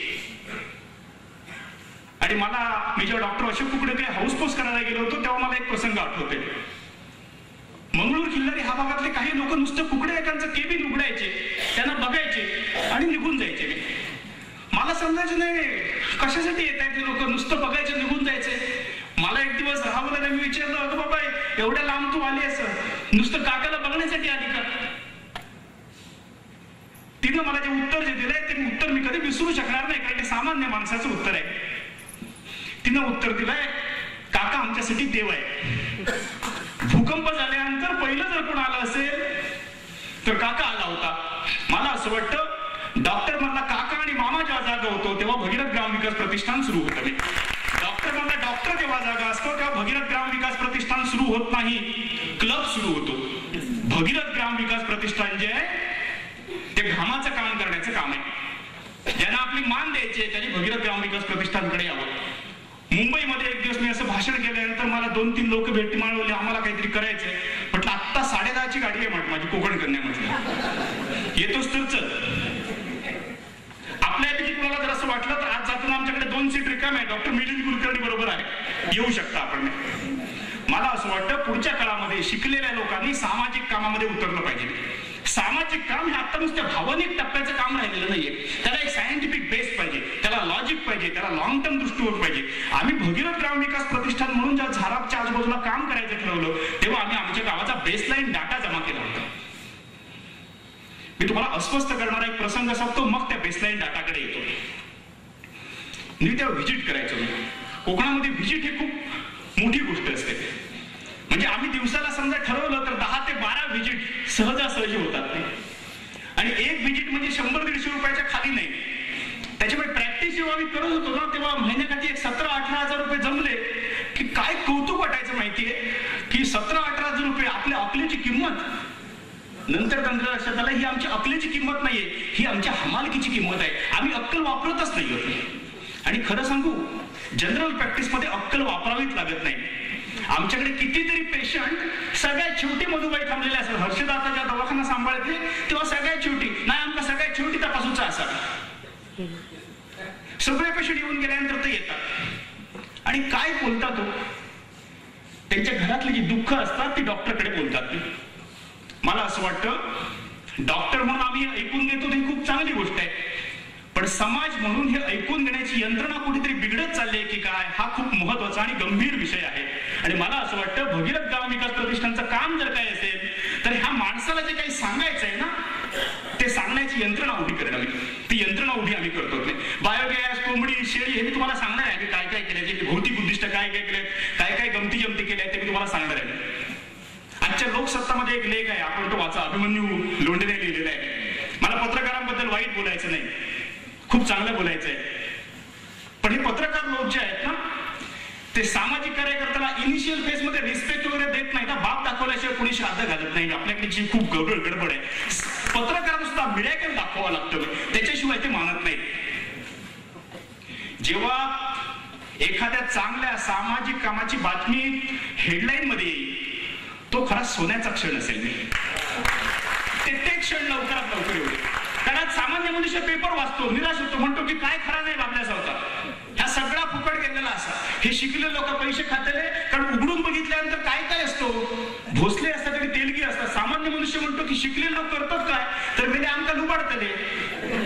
ही भावना आहे आणि ती एका अर्थाने खरी आहे. मी दुपारी 1 वाजता व्हिजिट करून आलो होतो. दवाखान्यामध्ये माझा दगड फोडणारा वडर नावाचा पेशंट त्याच्या मुलीला घेऊन बसला होता. मुलीला म्हणजे नातीला. दुपारी 1ची वेळ होती. अंगणवाडीत ती मुलगी साधारण 11च्या दरम्यान गेली असेल. आम्ही लक्ष ठेवा. 11:30च्या दरम्यान तिला उलटी झाल्यासारखं वाटायला लागलं आणि त्या अंगणवाडीतल्या मुलीला उलटी झाली. उलटी झाल्यानंतर उलटी श्वासनलिकेमध्ये गेली. ती मुलगी तिथेच काळी निळी पडली आणि अंगणवाडीच्या सेविकेला तिथेच समजलं होतं की ही मुलगी गेलेली आहे. तसंच ती बॉडी घेऊन तिचा बाप माझ्या दवाखान्यामध्ये बसलाय आणि मला येऊन तो सांगतोय, डॉक्टर अजून अंग गरम लागतात, जरा काय ना काहीतरी देऊ घेता काय बघा, अजून अंग गरम लागतात. बाकी सगळ्या उभाना स्वस्थ करणारे असतात. ही जी ऊब असते ना, डेड बॉडीला एक ऊब येते ती अस्वस्थ करणारी असते. मी त्याला म्हटलं, आजोबा गेला म्हटलं तुझा पोरग्या. तेव्हा त्याने जो आक्रोश केलाय ना, तो आक्रोश मी कधी विसरू शकणार नाही. माझी तेव्हा स्प्लेंडर होती. मी माझ्या रिक्षावाला विचारलं, पोरगीची डेड बॉडी आहे, नेणार का? ते बोलले, नाही आम्ही डेड बॉडी रिक्षेत घालत नाही. मी आजोबाला म्हटलं, आजोबा तू काम कर, माझ्या मागे बस म्हटलं, डेड बॉडी म्हटलं मध्ये ठेव, मी तुला म्हटलं घरी नेऊन सोडून येतो. मी प्रामाणिकपणे तुम्हाला एक सांगतो, हे सगळं मी जे काही करू शकलो ते संघाची शाखा आणि विद्यार्थी परिषदेत मी जे काही शिकलो त्याच्यामुळे मी करू शकलो, अन्यथा मी हे करू शकलो नसतो. हे डॉक्टर मध्ये डेअरिंग येत नाही. डॉक्टर मध्ये कार्डियक सायकल शिकवलं जातं, ब्रेनच्या वेव्ह शिकवल्या जातात, पण हे मानसिक जे काय आहे ना ते आम्हाला शिकवलं जात नाही. म्हणून आज तुमच्या लक्षात असेल, डॉक्टर हे कदाचित बिल्डर नंतर पुढचा अटॅक कोणावर जर होणार असेल तर तो डॉक्टरवर होईल. एवढी बदमाशी आमच्या क्षेत्रामध्ये चाललेली आणि आम्ही ती बदमाशी खूप जवळून बघत असतो. हा पेशंट जो आहे ना तो आम्हाला वास्तवाचं भान देतो. आणि तेव्हा मी ठरवलं होतं की हे दवाखाना वगैरे जे नाटक आहे ना, जे 10x10 मध्ये चाललंय, ते लवकरात लवकर बंद केलं पाहिजे, कारण मला खूप अस्वस्थ वाटायचं. आणि हर्षदान तोपर्यंत मुलं लहान होती, हर्षदा दवाखान्यात येऊ शकत नव्हती, तोपर्यंत मी कसा बसा दवाखाना करत होतो. एक दिवस तिनं मला सांगितलं की मला समजलंय तुझं काय काय चाललंय ते, तू आजपासून दवाखाना बंद कर आणि तुला जे काय करायचं ते कर. 2 अटी आमच्यात ठरल्यात. ती मला काय पैसे देणार नाही आणि मी तिला काय पैसे देणार नाही, ही ती आमची अट आहे. आणि मला असं वाटतं, सामाजिक काम करत असताना कौटुंबिक त्याचं स्वास्थ्य जर कार्यकर्ता चांगलं असेल, सामाजिक कार्यकर्ता काम नाही करू शकत. कारण सामाजिक कार्यकर्त्याकडे सगळ्या नजरा लागलेल्या असतात. आम्ही वनराई बंधारे घालायला सुरुवात केली, पाणी अडवा पाणी जिरवा करायला सुरुवात केली. वनराई बंधारे घालताना लक्षात आलं की ती पिशवीला पिशवी जोडणं खूप सोपं आहे, कोकणी माणसांना एकत्र जोडणं हे सगळ्यात कठीण आहे. आम्ही लातूरला गेल्यानंतर पहिलं आम्हाला जर कुठे पोस्टिंग जर असेल तर सायकॅट्रिक डिपार्टमेंटला पहिलं पोस्टिंग असायचं, मजला क्रमांक 3. सगळ्यांना हॅल्युसिनेशन होत असतात. कोणाला पंढरपूरच्या विठोबाचं वाटत असतं की मी विठोबा आहे. सगळे सायकॅट्रिक पेशंट मी तिथे पहिले 3-4 महिने आम्हाला ठेवतात नाही. मी एकदा तिथे GRB भराडिया म्हणून आहे सायकॅट्रिस्टला विचारलं, सर म्हटलं तुम्ही आलेले आरोग्याला म्हटलं पहिल्यांदा सायकॅट्रिक डिपार्टमेंटला का टाकतात? ते बोलले, डॉक्टर काय आहे, तिथे जो टिकला तो म्हणाले विवेकानंद मध्ये टिकतो. कोकणात सुद्धा तसंच आहे. कोकणात ज्याने सामाजिक काम केलं त्याने जगाच्या पाठीवर कुठे केलं म्हणून समजावं. प्रचंड विश्लेषक बुद्धी जर कोणात असेल तर ते आमच्या कोकणी माणसामध्ये आहे.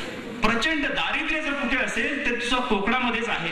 हे असं का होतं तर जेव्हा प्रचंड प्रमाणामध्ये बायोडायव्हर्सिटी असते तेव्हा मनामध्ये एक निगेटिव्ह फीडबॅक मेकॅनिझम सुरू होते की एवढा सगळा हिरवागार दिसता, करू किती आहे आम्ही. बरोबर, आमची श्रीमंतीची असते. मगाशी कुणीतरी म्हटलं नैसर्गिक श्रीमंती आहे.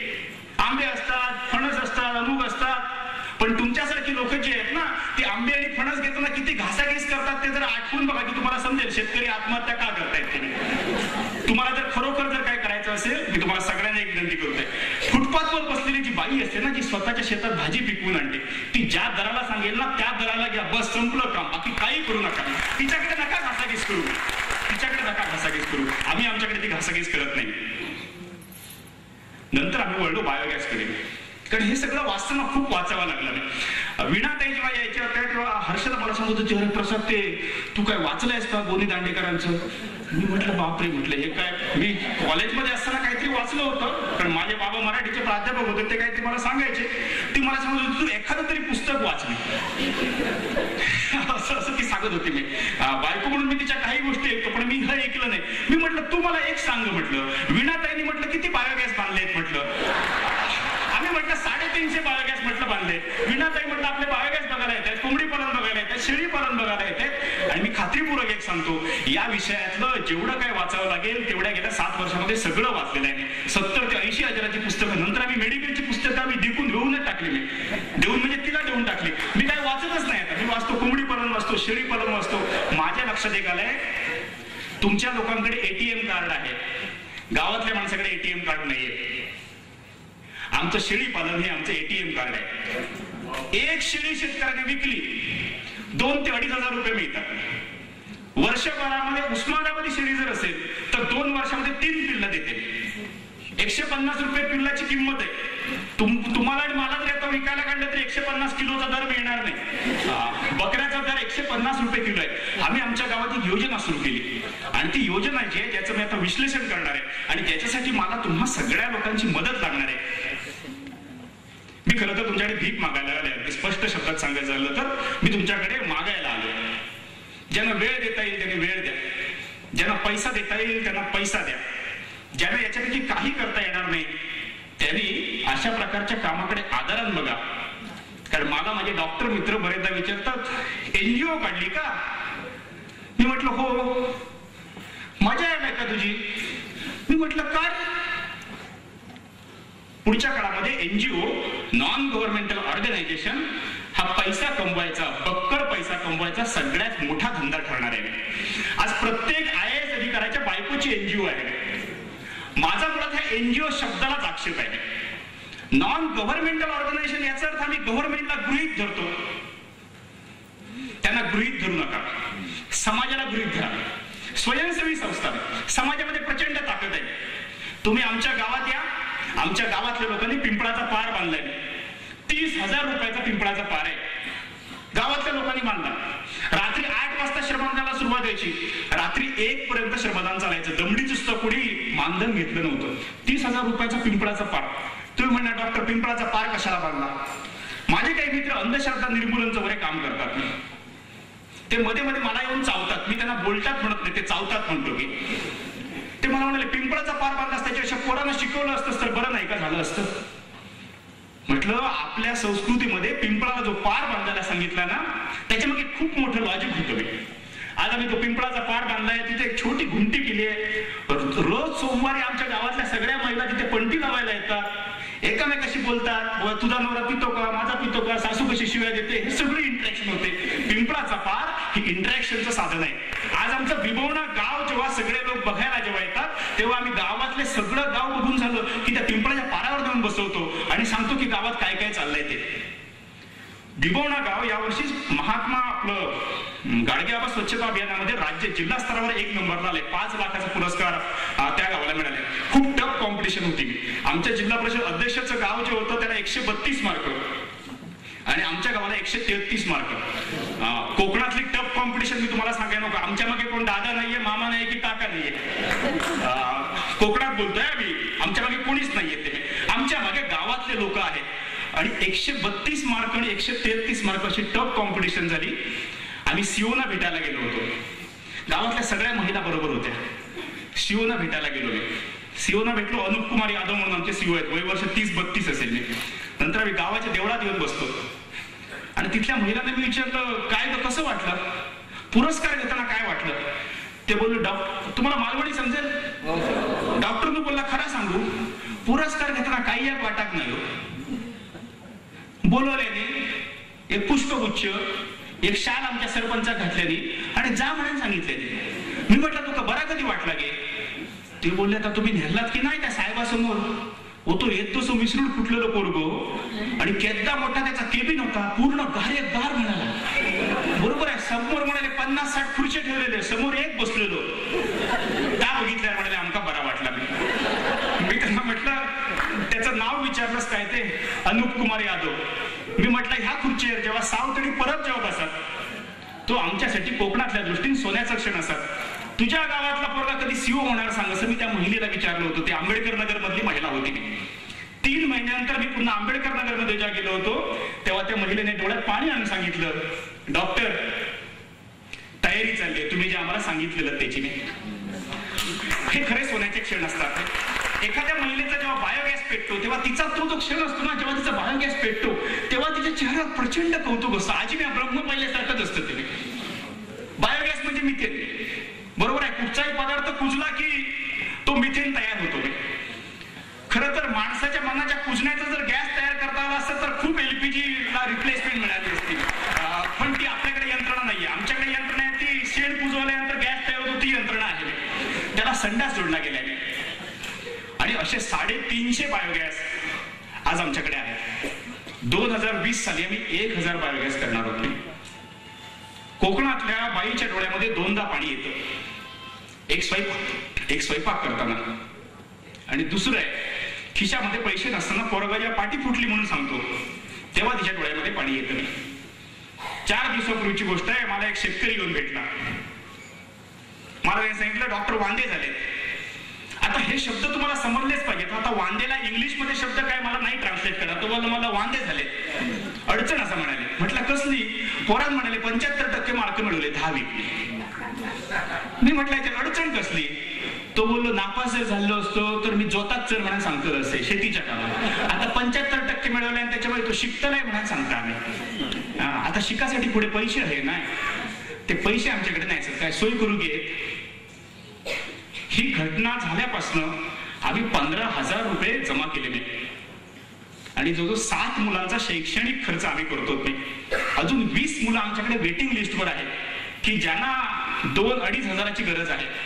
आपल्यापैकी कोण जर देऊ शकत असेल तर आपण द्यावे. ती मुलं शिक्षण आपलं पुरं करतील. आम्ही जेव्हा बायोगॅस केले होते तेव्हा अत्यंत गरीब शेतकरी जो असेल त्याला बायोगॅस करायला आम्ही मदत करत होतो.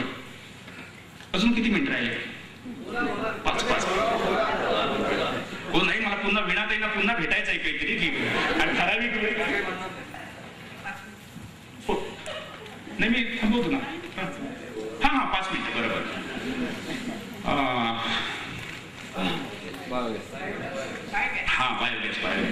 बायोगॅस तुम्हाला मी सगळं आख्यान सांगतो. नाही मुळात ग्रामीण महिलेचा किती वेळ जेवण करण्यामध्ये जातो असं तुम्हाला वाटतं?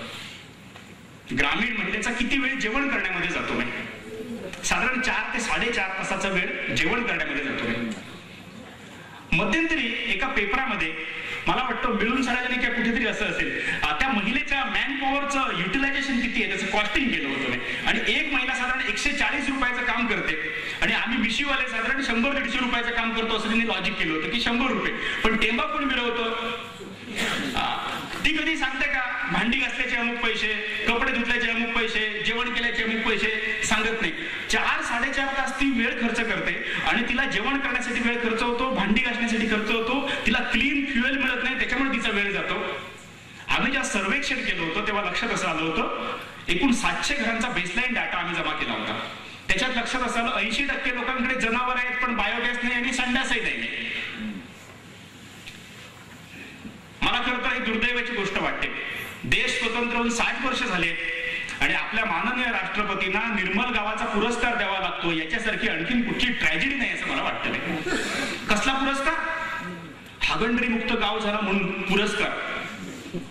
अजूनही आंध्र प्रदेशमध्ये 100% हागणदारी नाहीये. ज्या गोव्यात आपण पर्यटन म्हणून जातो तिथे अजूनही 60% लोक उघड्यावर संडासला जात आहेत. आमचा जिल्हा आता 90% कव्हरेज खाली आलाय. त्याच्यामुळे उलटी आणि संडास व्हायची नसेल तर मी तुम्हाला एक विनंती करेन, गोव्यात जायच्याऐवजी आमच्या गावामध्ये यायला सुरुवात करा. 1-2 वर्षामध्ये आमचा 100% हागणदारी मुक्त जिल्हा होत आहे. एकदा हागणदारी मुक्त जिल्हा झाला की पाण्याचं प्रदूषण ऑटोमॅटिक कमी होतं, माणसाचे आजार ऑटोमॅटिक कमी होतात. जागतिक आरोग्य संघटना असं म्हणते 70% आजारी दूषित पाण्यामुळे होतात आणि दूषित पाणी होण्यामागे मानवी विष्ठेचं जे मूल्य त्याच्यात जे आहे ते खूप महत्वाचं आहे. आणि आम्ही असा संकल्प केला होता की हे 80% लोकांकडे बायोगॅस झाले पाहिजेत. 10% लोकांकडे बायोगॅस होते पण ते पेटत नव्हते, बंद पडलेले होते. आम्ही बायोगॅससाठी मोबाईल हेल्पलाईन सुरू केली. तुमचा बायोगॅस बंद पडला की मोबाईलला फोन करायचा, 24 तासामध्ये बायोगॅस सुरू केला जायचा. असे 40 बायोगॅस सुरू झाले. आणि एकदा बायोगॅस पेटला ना की कोकणातला मनुष्य पेटला असं समजा, मग तो थांबत नाही. आमच्या कोकणी माणसाचा एक प्रॉब्लेम आहे, त्याला पटेपर्यंत वेळ लागतो पण एकदा पटला की मग तो थांबत नाही. मग तो धासात लागून सगळं ते पुरं करणार, मग तो पोचवल्याशिवाय राहणार नाही.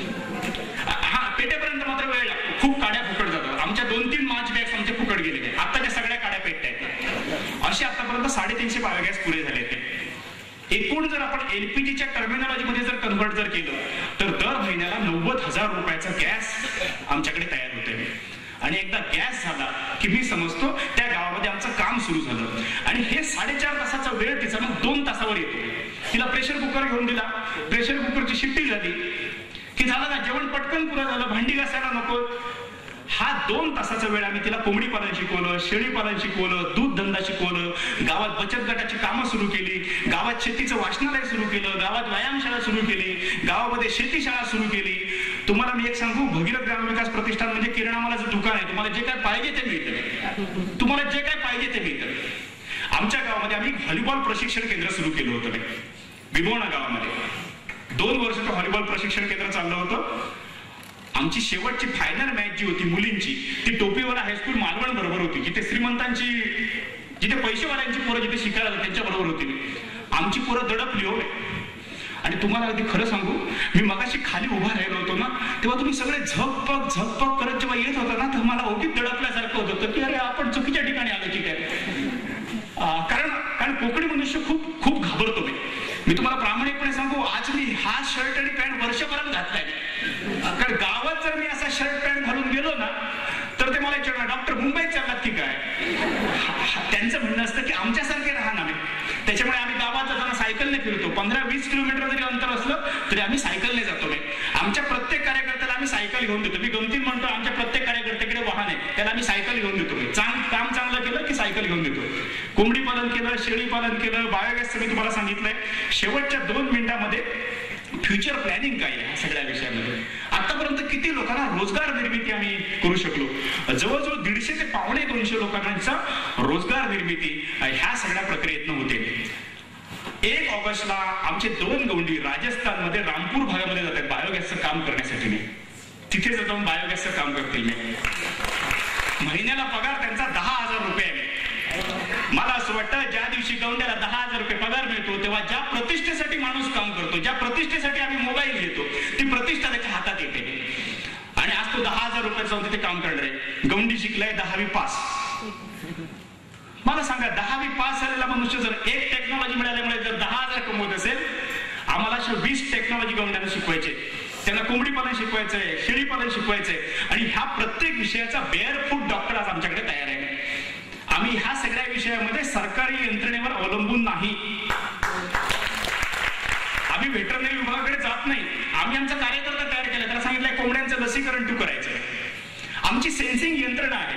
हा सगळा डाटा आम्हाला मिळतो कुठे. मी गमतीन म्हणतो, मी महिन्यात एकदा प्रत्येक गावातल्या न्हाव्याकडे जातो केस कापण्यासाठी. तुम्ही म्हणता डॉक्टर आहेत कुठे, पण दाढी तर आहे, ती करण्यासाठी म्हणून मी जातो. त्याच्याकडे सगळ्या गावाचा ब्ल्यूप्रिंट असतो. तुम्ही काहीतरी कोकणात एकदा या, मधुभाईनाचा अनुभव असणार. त्याला नुसतं विचारा गाव कसं असं आहे सध्या. तुम्हाला न मागता तो सगळी इन्फॉर्मेशन देतो. बरोबर आहे. आणि त्याला बोलतं करा. आणि आम्ही आमच्या गावातल्या सगळ्या न्हाव्यांचे बायोगॅस पुरे केले, त्यांची शौचालय त्यांना जोडले. त्याच्यामुळे आम्हाला भगीरथ प्रतिष्ठानचा, विणाताईंच्या लक्षात आलं असेल, भगीरथ प्रतिष्ठानचा एकही बोर्ड 10 गावामध्ये नाहीये. आमचा न्हावी आमचा बोलता चालता बोर्ड आहे. तो एवढं कम्युनिकेशन करतो माहितीये का, फास्ट कम्युनिकेशन. आणि मुंडी हातात दिल्यामुळे पळून जायची सोय नसते. सगळं पुरा डाटा होईपर्यंत तो ऐकत राहतो. ही कम्युनिकेशन आहे. गावातला पोस्टमन जो असतो, तो पोस्टमन गावात फिरत असतो. त्या पोस्टमनला आम्ही विचारतो, गावात कुठच्या भागात कोंबडी मरतायत रे. मग तो सांगतो अमुक वाडीमध्ये कोंबडी मरायला लागले. मग आम्ही आमच्या कार्यकर्त्याला पाठवतो, त्याला सांगतो जा तिथलं लसीकरण पुरं कर, पुढच्या वर्षी त्यांचं टाइम टेबल निश्चित कर. असं बरंच काय काय चाललंय. या सगळ्या विषयासाठी आम्ही इन्फॉर्मल प्रशिक्षण केंद्र सुरू करणार आहोत की जिथे 8वी पास झालेला मुलगा आहे, 10वी पास झालेला मुलगा आहे, जो पुढे शिक्षक नाहीये, त्यांनी 45 दिवस आमच्या गावामध्ये येऊन थांबायचं. त्याला आम्ही बचत गटापासून सगळ्या गोष्टी शिकू. आणि तो क्षण येईल. कोकणाच्या आतापर्यंत अवहेलना मनी ऑर्डरची इकॉनॉमी असलेलं म्हणून केलेलं आहे. आमचं सगळ्यांचं स्वप्न आहे, आज ना उद्या कोकणातनं उलटी मनी ऑर्डर जाईल. आणि आमचा कोकणातला जो बांधव गाव सोडून लालबागला जाऊन थांबलाय, तो आमच्या गावात पुन्हा येईल. आम्ही त्याची आतुरतेने वाट बघतो आणि तुमची आतुरतेने वाट बघतो. धन्यवाद.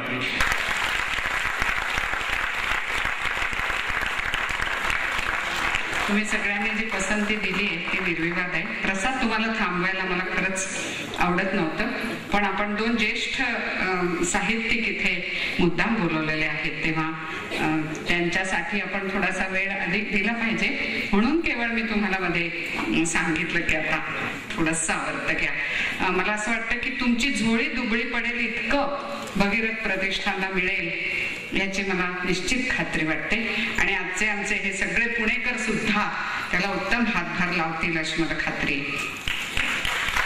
मराठी साहित्यावर ज्यांची टाळ्या जोरात नाही आल्या पण आता, म्हणजे मी एवढं आश्वासन देते आणि टाळ्या अगदी हळू वाजतात, हे जरा विचित्र वाटेल प्रसादला. कोकणातले नाही होत तरी आपण. मराठी साहित्यावर ज्यांची ठळक नाममुद्रा उमटलेली आहे असे ज्येष्ठ लेखक मधु मंगेश कर्णिक हे आप्पांचे स्नेही, आमच्यावरही त्यांचा खूप लोभ आहे. कणकवली जवळच्या करुळ नावाच्या गावी तेही अतिशय चांगलं सामाजिक काम करतायत. आम्ही प्रसादचं काम बघायला ज्या वेळेला गेलो होतो त्यावेळेला आम्ही करुळलाही गेलो होतो, त्यांचंही काम बघितलं. ते प्रसाद बद्दल अतिशय कौतुकाने बोलले. मुळात कोकणावर त्यांचा खूप प्रेम आहे. कोकणातल्या माणसाचं कोकणावर अतिशय प्रेम असतं, अतिशय खाली खूप रेखा, आणि तिथल्या कोणी माणसांच्यावरही. एक मान्यवर साहित्यिक आणि एक मला खरोखर आज नोंदवाविषयीच गोष्ट वाटते की एखाद्या सरकारी समितीवरती साहित्य संस्कृती मंडळाच्या अध्यक्षपदी राहून हे दोन्ही आमचे आजचे पाहुणे हे उत्तम काम करतात. याचं कारण माणसानं माणसाला जोडायचं कसं हे त्यांना ठाऊक आहे. त्यामुळे आता मी त्या दोघांचंही असणं आम्हाला किती सुखद वाटतं ते आपल्याला त्याची आपल्याला कल्पना आली असेल. मधु मंगेश, मी त्यांना एरवी काका म्हणते, इतकी लहान होते तेव्हा त्यांची माझी ओळख झाली होती. त्यांना मी विनंती करते की त्यांनी आज या निमित्ताने बोलावं. एक कोकणातला माणूस आणि एक त्यांची आवडती लेखिका, हे दोन्ही योग आहेत. गावकरी सांगतात, गावकरी असंच करत असतात, प्रॅक्टिस पुढे करतात, आणि खरोखर तरी बोलण्याचं कळलं की दोघे डॉक्टर आहे, डॉक्टरकी सोडून सगळं काय करतात, चांगलं काम करतात. ते काम मी जवळून पाहिलेलं आहे. ते काम तेवढं मी करू शकत नाही. माझ्या गावामध्ये मी काम करतोय, थोडं काम आहे, परंतु ते आणि मी एकत्र काम करतो. मी पाण्यावरचं काम करतो, ते माझ्यावर असतात. ते खूप अतिशय चांगलं काम कोकणामध्ये करतात. ते म्हणाल ते बरोबर आहे. आमच्या कोकणी लोकांची मानसिकता ही एक अशी संमिश्र, फार आम्ही आतापर्यंत उपेक्षेचा विषय होतो, टिंगल टवाळीचा विषय होतो, अंतुबर्व आमच्याकडे झाला असे आम्ही. परंतु बदलते कोकण. प्रसादसारखी माणसं गावोगाव निर्माण होत आहेत, आणि माणूस बदलणं हे त्यांचं काम आहे. ते खूप छान ते करतायत. मी प्रत्यक्ष पाहिलं ज्यावेळी वीणा आणि विजय दोघेही करूला कोकणात आले. मला पहिल्यांदा फोन केला, काही सांगितलं नाही की कशासाठी येतो म्हणून. म्हटलं जरूर या तुम्ही. पण ते शांतपणे त्यांचं काम बघून गेले, आणि त्याची पावती आज त्यांना त्या पुरस्काराच्या रूपाने मिळाली. खूप आनंद वाटतो की एका गुणी अलक्षित अशा अर्थाने की तुम्हाला कोणा पुण्याच्या मुंबई लोकांना काम माहीत नाही, या अर्थाने अतिशय मनापासून भागवडून बोलला. खूप खरं बोलला. एक प्रत्येक शब्द खरं होता. त्यामुळे याच्यावर मी काही बोलणार नाही. त्या बोलण्यातून प्रसादचं काम आणि हर्षदाचं काम तुमच्या डोळ्यासमोर अतिशय व्यवस्थित उभं राहिलेलं आहे. अरुणाबद्दल काय सांगायचं. अरुणा अण्णा हे सुद्धा घरचीच माणसं. ती इतकं बोलत होती की ते बोलत ऐकत राहावं असं वाटत होतं. ही खरोखरी तिच्यावर काही आपण बोलावं, कारण वयाने माझ्याकडे खूप लहान आहे, आणि विद्वत तरी खूप ज्येष्ठ आहे, मोठी आहे. म्हणणं असं तिला आवडणार नाही, परंतु पुलानी छान व्याख्या केली. ते म्हणले की विद्वत्ता ही उन्हातली विद्वत्ता असते आणि चांदण्यातली विद्वत्ता असते. लोकमान्य टिळकांची विद्वत्ता ही उन्हातली विद्वत्ता. विद्वत्ता ही प्रखर, तेजस्वी, ऊर्जस्वल, तेज देणारी, क्वचित भाजणारी सुद्धा असते. तशी टिळक लोकमान्यांची होती, राजवाड्यांची होती, केतकरांची होती. ही विद्वत्ता, उन्हातली विद्वत्ता, खूप कडक, रखरखीत, ओलावा असतो पण जाणवत नाही.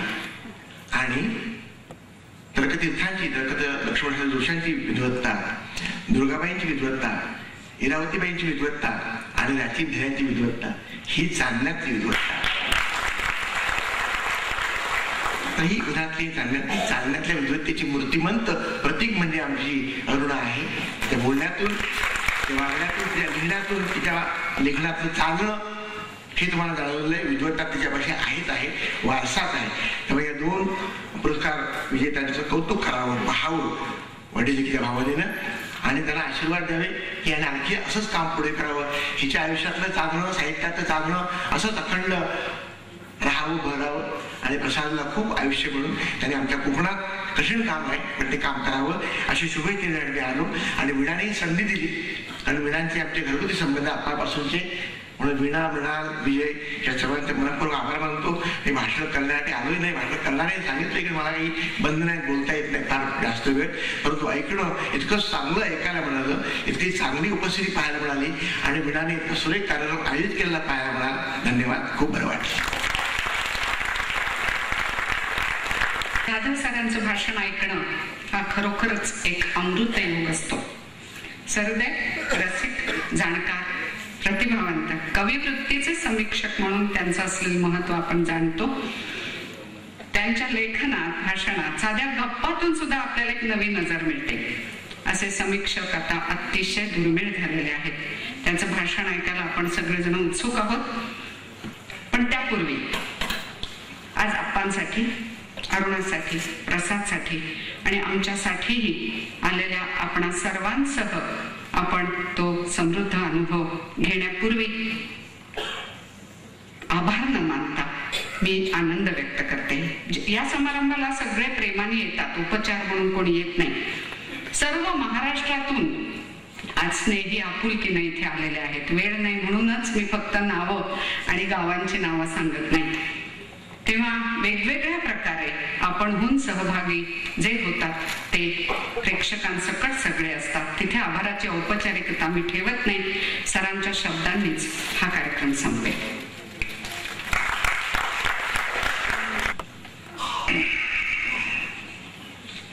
व्यासपीठावरील सगळे मान्यवर आणि उपस्थित बंधू भगिनी, वेळ बराच झालेला आहे, फार काही मी वेळ बोलणार नाही. मी प्रथम ज्यांना मृण्मय पुरस्कार आणि निग्रा गोपाल पुरस्कार दिला त्या डॉक्टर अरुणा ढेरे आणि प्रसाद देवधर या दोघांचं आपल्या सर्वांच्या तर्फे पुन्हा एकदा मनपूर्वक अभिनंदन करतो. त्यांना शुभेच्छा देतो. आणि त्या दोघांनी जे त्यांच्या वाङ्मयीन आणि सांस्कृतिक क्षेत्रामध्ये, सामाजिक क्षेत्रामध्ये जे आतापर्यंत कार्य केलेलं आहे ते याच्या पुढे फुलत राहावं, बहरत राहावं अशा प्रकारची शुभेच्छा आपल्या सर्वांच्या तर्फे मी व्यक्त करतो. अरुणाताई म्हणाल्या त्याप्रमाणे हे पुरस्कार म्हणजे काहीतरी आपण सिद्ध केलेले आहे, सिद्धी मिळवलेली आहे यासाठी दिले जात नाही, तर त्या सिद्धतेकडे किंवा सिद्धीकडे वाटचाल करण्याच्या वाटेवर दिलेली शिदोरी असते. तर त्या अर्थाने या दोघांना ही शिदोरी देण्यात आलेली आहे. त्यामुळे त्यांच्या भावी कार्यामध्ये चांगला वेग येईल, गती येईल असं मला वाटतं. देवधरांच्या बद्दल आपल्या सर्वांना पहिल्यांदाच माहिती मिळालेली आहे, त्याच्यामुळे त्यांच्याबद्दल फार मला बोलता येणं शक्य नाही. त्यांचं काम एकदा जाऊन पाहायला पाहिजे इतकं मात्र ते त्यांच्या बोलण्यावरून लक्षात आले.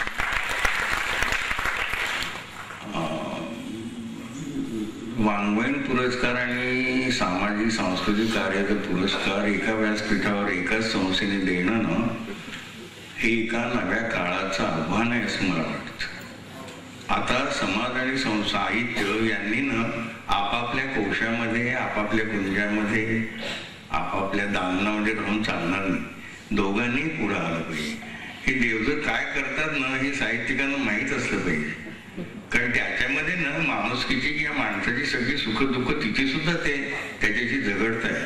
आणि साहित्याचा विषय दुसरा असतोच काय म्हणजे माणसाची, सामान्य माणसाची दुःख ती कमी करणं, त्यांच्या उणीवा दूर करणं. आणि त्याच्यामुळे ही जी एक प्रकारची कप्पेबंद अशा प्रकारची व्यवस्था परंपरेने चालत आलेली आहे. ही साहित्याचं क्षेत्र अलग एक प्रकारचा तो आयवरी कावर, हास्यजंती मनोरा आणि सामाजिक कार्य ह्या वेगळं असं जे आहे ते याच्या पुढे चालणार नाही. आणि मृण्मयी ही संस्था किंवा पुरस्कार आहे अरुणाताई देवांची, त्यांनी ही काळाची एक हात आहे, जी साथ आहे ती बरोबर ऐकलेली आहे, म्हणून त्यांचंही अभिनंदन केलं पाहिजे. हा देव माणसांचा हा सगळा आजचा कार्यक्रम आहे आपण काय नक्कीच देव माणसं नक्कीच नाही. आता ह्या देव माणसांच्या या आनंद सोहळ्यामध्ये आपल्याला सहभागी होता आला, आपला खूप मोठा आनंद आहे.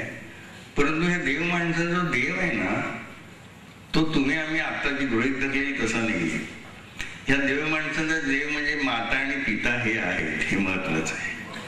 आणि मातृदेवो भव पितृदेवो भव ही जी एक प्रकारची एक चांगली परंपरा आहे, अरुणाताई जसं म्हणतात, ही परंपरेमध्ये खूप वाईट गोष्टी असतील पण खूप चांगल्या सत्वधारा आहेत ना. तर आपल्या वडिलांनी त्यांनी असं लिहिलेलं आहे या मृण्मयी पुरस्कारच्या संदर्भामध्ये की माझ्या वडिलांचं म्हणजे बहुपिढी आणि प्रतिभा संपन्न असा जो वाङ्मयीन वारसा आहे, तो वारसा रसिकजनापर्यंत पोहोचवण्यासाठी हे पुरस्कार आम्ही सुरू केलेले आहे. तेव्हा ही जी एक प्रकारची देव माणसांची देवाची कल्पना आहे ना, ती आपण महत्वाची लक्षात घ्या. हल्ली आई वडिलांना फार चांगले दिवस आहेत असं मला वाटत नाही सध्या. त्या मानाने ह्या ज्या करतायत, एक फार मोठा महान असा लेखक वडील असलेला, त्याचं ऋण किंवा त्याचा वारसा फेडण्यासाठी ते त्यांच्यापर्यंत वडिलांसारखेच म्हणजे आपणच्याच प्रमाणे त्यांचा सगळा स्वभाव आहे असं आपल्याला दिसून येईल. अरुणा ढेरे आणि मृण्मयी पुरस्कार यांची दोन प्रकारची नाती आता आपल्या सर्वांच्या लक्षात आली असतील. की हा पितृदेवो भव ही जी संकल्पना आणि ही जी परंपरा आहे ना, त्याच्या उपासक अरुणाताई सुद्धा आहे.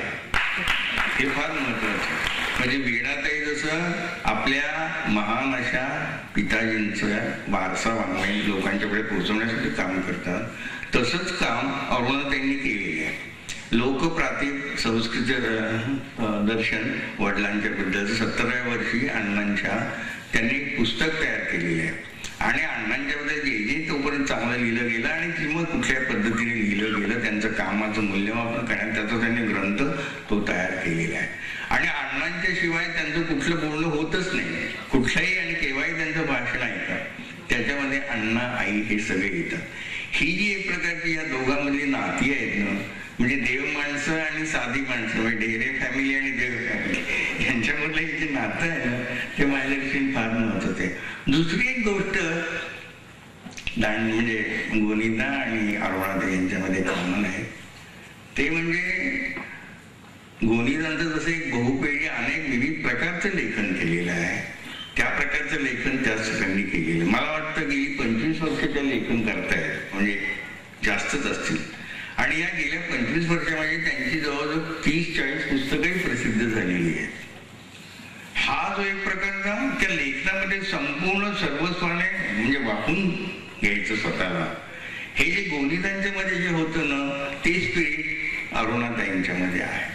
आणखीन दुसरा एक त्यांच्या स्वभाव धर्मामधलं एक साम्य की सांस्कृतिक सत्वधाराचा जो वारसा आहे ना, तो नीटपणे ओळखून तो नीटपणे एक प्रकारच्या आपल्या लेखनातून मांडण्याचा प्रयत्न करायचा.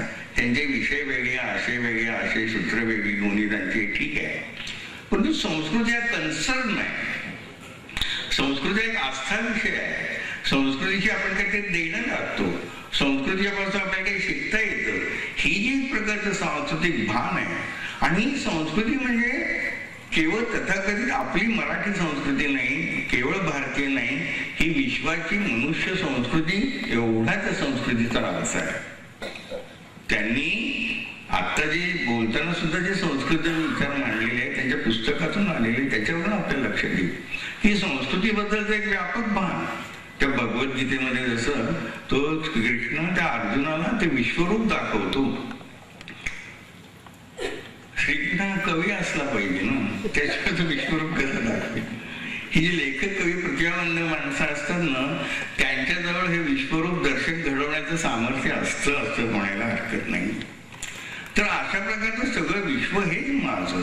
आणि हा जो एक प्रकारचा त्यांचा जो आस्था विषय आहे, त्यांचा जो कन्सर्न आहे, तो माझ्या दृष्टीने दोघांच्या मधला एक साधर्म आहे, हे या ठिकाणी मला म्हणजे सांगायला पाहिजे. बाई माणूस हा त्यांच्या संशोधनाचा सातत्याचा लेखनाचा विषय असं त्यांनी आपल्याला आत्ताही सांगितलेलं आणि ते बरोबर आहे. त्यांनी जे ह्याच्यात म्हटलेलं आहे की त्यांच्या त्या कृष्ण किनारा, त्याच्यामध्ये त्यांच्या सगळ्या जीवनाची विजन जी आहे, जगण्याची लेखनाची, ती सगळी त्याच्यामध्ये आलेली आहे. कुंती काय, द्रौपदी काय, राधा काय, उर्वशी काय, मैत्रेयी काय, या सगळ्या जुन्या नव्या आधुनिक आणि मग 19व्या शतकातल्या त्या विस्मृती चित्रातल्या स्त्रिया काय 20 स्त्रिया त्या सगळ्या, हे एक प्रकारचं मानुषीचं जग आहे, स्त्रीचं जग आहे. हा त्यांचा एक फार मोठा कन्सर्न आहे. परंतु तरी सुद्धा अरुणाताई स्त्रीवादी नाहीत आधुनिक अर्थाने. त्यांचा स्त्रीवाद वेगळा आहे. त्यांनी त्या एका पुस्तकाच्या जो अर्पण पत्रिका आहे त्याला लिहिलेले आहे, मला वाटतं कृष्ण किनारच आहे, की स्त्री पुरुषाचं जे सुंदर संपन्न आणि अत्यंत असा एक फार चांगला शब्द त्यांनी वापरलेला आहे. हा सर्जक संपन्न आणि सुंदर अशा स्त्री पुरुष नात्याला हे पुस्तक मी अर्पण करते आहे. त्यांच्या स्त्रीवादामध्ये हे स्त्री पुरुष नात्याचं एक चांगलं भान सतत हे प्रकट झालेलं आहे. स्त्रीवादाची वेगळी वाट वेगळी चूक असं त्या मांडत नाहीये. स्त्री आणि पुरुष हे सगळं एकत्र असं एक प्रकारे समजून घेता आलं पाहिजे, तसंच आहे. आणि दुसरं म्हणजे ना, हे जे त्यांनी ज्या कृष्ण किनाऱ्याच्या मध्ये जसं लिहिलेले ते त्यांच्या कथेच्या संग्रहामध्ये, की मला या जुन्या परंपरेमध्ये इतकी माणसं स्त्री पुरुष दिसलेली आहेत, चांगली उदात्त थोर, तशीच एक प्रकारची चेपलेली मृत झालेली मेलेल्या स्त्रिया मला तिथे दिसतात. आणि ह्या मेलेल्या स्त्रियांच्या किंकाळ्या मरणाच्या वेळेच्या मला ऐकू येतात. त्याच्यातून सुटका करण्यासाठी म्हणून मी हे लेखन केलेले आहे. त्या 3 कथा आहेत, राधा, कुंती आणि द्रौपदीवर. अरेबियन नाईट्सची कथा आपल्याला माहित आहे. अरेबियन नाईट्सची कथा सुद्धा एका मृत्यूच्या प्राणांतिकाच्या टप्प्यावर सांगितली गेलेली कथा आहे ना. त्या सुलतानाच्या पहिल्या बायकोने त्याला एक दगापटका केला म्हणा किंवा बेईमान झाली असं त्याचं म्हणणं आहे. पुरुषांची सगळी म्हणणी काही खरी मानायचं कारण नाही, पण त्याचं जसं म्हणणं होतं तो सुलतान होता म्हणून तो दररोज एका स्त्रीशी लग्न करायचा आणि सकाळ झाल्यानंतर शिरच्छेद करायचा, म्हणजे तिला एक प्रकारची बेईमान व्हायची संधीच मिळू नये. हे बरेच दिवस चालल्यानंतर मग ती प्रधानाची मुलगी पुढे येते आणि म्हणते मी आता हे थांबवलं पाहिजे हत्याकांड, आणि त्याच्यासाठी ती त्याच्याशी लग्न करते. आणि प्रत्येक दिवशी रात्री एक कथा ती सांगते.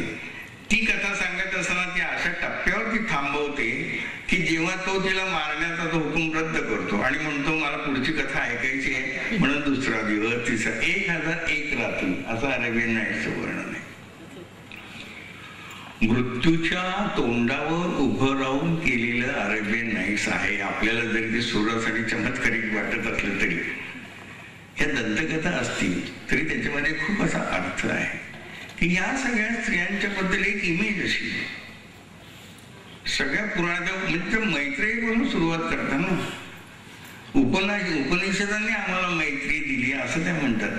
म्हणजे वैदिक कालीन स्त्रियांच्या पासून पुराणकालीन महाभारतकालीन रामायणकालीन स्त्रियांशी त्या ज्या नाते आत्मिक जोडतात ना, हा स्वतःचा त्यांचा विस्तारच आहे. हे त्यांचं विश्वरूप दर्शनच आहे. सगळ्या स्त्रियांच्या सुखदुःखाशी त्या आतून समरस होतात आणि नुसतं समरस होत नाही, त्या दुःखाच्या विश्लेषण करतात, त्याच्या मागचं सत्यता शोधण्याचा प्रयत्न करतात आणि स्त्री पुरुष नात्याचं एक सुंदर अशा प्रकारचं दर्शन आपल्याला आपल्या पुढे ठेवतात.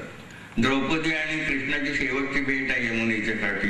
द्रौपदीला भेटायला येते आणि त्याला म्हणते, अशांती शब्द त्याने वापरलेला असतो, तो अशांती आहे, तो परत घेत ती काही बोलत नाही. यमुनेचं दर्शन आणि राधेचं दर्शन घ्यायला मी आले असं म्हणते आणि नंतर ती निरोप घेते. निरोप घेतल्यानंतर वर्णन केलेलं आहे त्यांनी की ती गेल्यानंतर तिच्याकडे पाठमोऱ्या पाहत असताना कृष्णाच्या मनात आलं की यावेळेस आपण राधेजवळ ठेवून दिलेला बासरी ती यावेळेस माझ्याजवळ पाहिजे होती. ही जी एक प्रकारची त्यांची जी सूचकता आहे ना, ती सूचकता हे केवळ समरस स्त्री मनाशी किती समरस होऊ शकते, सखोलपणे समरस होऊ शकते. एका पुस्तकाच्या अर्पण पत्रिकेचा मृणालने उल्लेख केला. एका पुस्तकाच्या अर्पण पत्रिकेमध्ये असं आहे की दुरावलेल्या काही माणसांना अर्पण केलेले आहे. आपण ज्यांची आठवण कधी विसरू शकत नाही अशी खालची ओळ आहे. हे जे माणूस स्त्री पुरुष नातं किंवा माणसं वाटलेले संबंधाचं जे सौहार्द आहे, त्याचं जे एक प्रकारचं सखोलता आहे, त्याच्या जी जीवनाबद्दलची अर्थपूर्णता आहे ना, तिचा सतत शोध ही लेखिका घेते, सतत. तिच्यातून सुटका नाही तिची. आणि हा सगळा तिचा जो वारसा आहे आईकडून आलेला, वडिलांच्याकडून आलेला, हा सगळा तिने वारसा सगळ्यांनाच मिळतो. म्हणजे आप्पा आणि ढेऱ्यांच्या घरामध्ये इतरही मुलं मुली आहेतच की, पण एकच अरुणा तयार होते ना. शेवटी वारसा सुद्धा सहज मिळत नसतो, तो अर्न करावा लागतो, मिळवावा लागतो. आमची भारतीय संस्कृती मोठी, आमच्या मोठमोठ्या वैदिक काळापासून ज्या स्त्रिया आहेत ह्या आमच्या महाभारतात आहेत म्हणून तुमच्या माझ्या होत नाहीत ना. त्या मला कष्टाने माझ्या कराव्या लागतात आणि हे माझ्या करण्याचं काम ही करत असते. म्हणून तिच्या या अर्थाने ती एक प्रकारची, मी असं म्हणेन, अरुणाचं वर्णन काय करायचं माझ्या एवढे प्रश्नच आहे. थोडस कॉन्ट्रडिक्शन वापरून विसंगतीचा विरोधाभासाचा एक म्हणतो की तिच्यामध्ये क्लासिकल रोमॅन्टिसिझम आहे. म्हणजे क्लासिकल म्हणजे एक प्रकारची व्यवस्था, शिस्त, आकृतीबद्धता, प्रमाणबद्धता, जीवनाच्या एक सौंदर्याची जाणीव, लालित्याची जाणीव असंही आहे. आणि दुसऱ्या बाजूला बंडखोरी आहे, अद्भुत रम्यता आहे, पलीकडे जायची एक दृष्टी आहे. जे चालत आलेले आहे ते सोडायचं, मोडायचं आणि पलीकडे जायचं. म्हणजे मूर्ती पूजन आणि मूर्ती भंजन अशा प्रकारचं काहीतरी तिच्या एक प्रकारचं ह्या सर्जनशीलतेचं स्वरूप आहे असं मला वाटतं. दोन्ही आहे, रोमॅन्टिसिझम व्हिजन आहे त्याच्यामध्ये. फक्त त्या केवळ महाभारत रामायणामध्ये गुंतून पडलेल्या नाही, तरी त्यांनी त्यांचं कौतुक केलेलं असेल. कारण काय अर्थ, शेवटी राधा, द्रौपदी, कुंती ह्या म्हटल्या तरी इमेजेसच असतात, प्रतिमाच आहेत, त्या प्रतिमाच आहेत.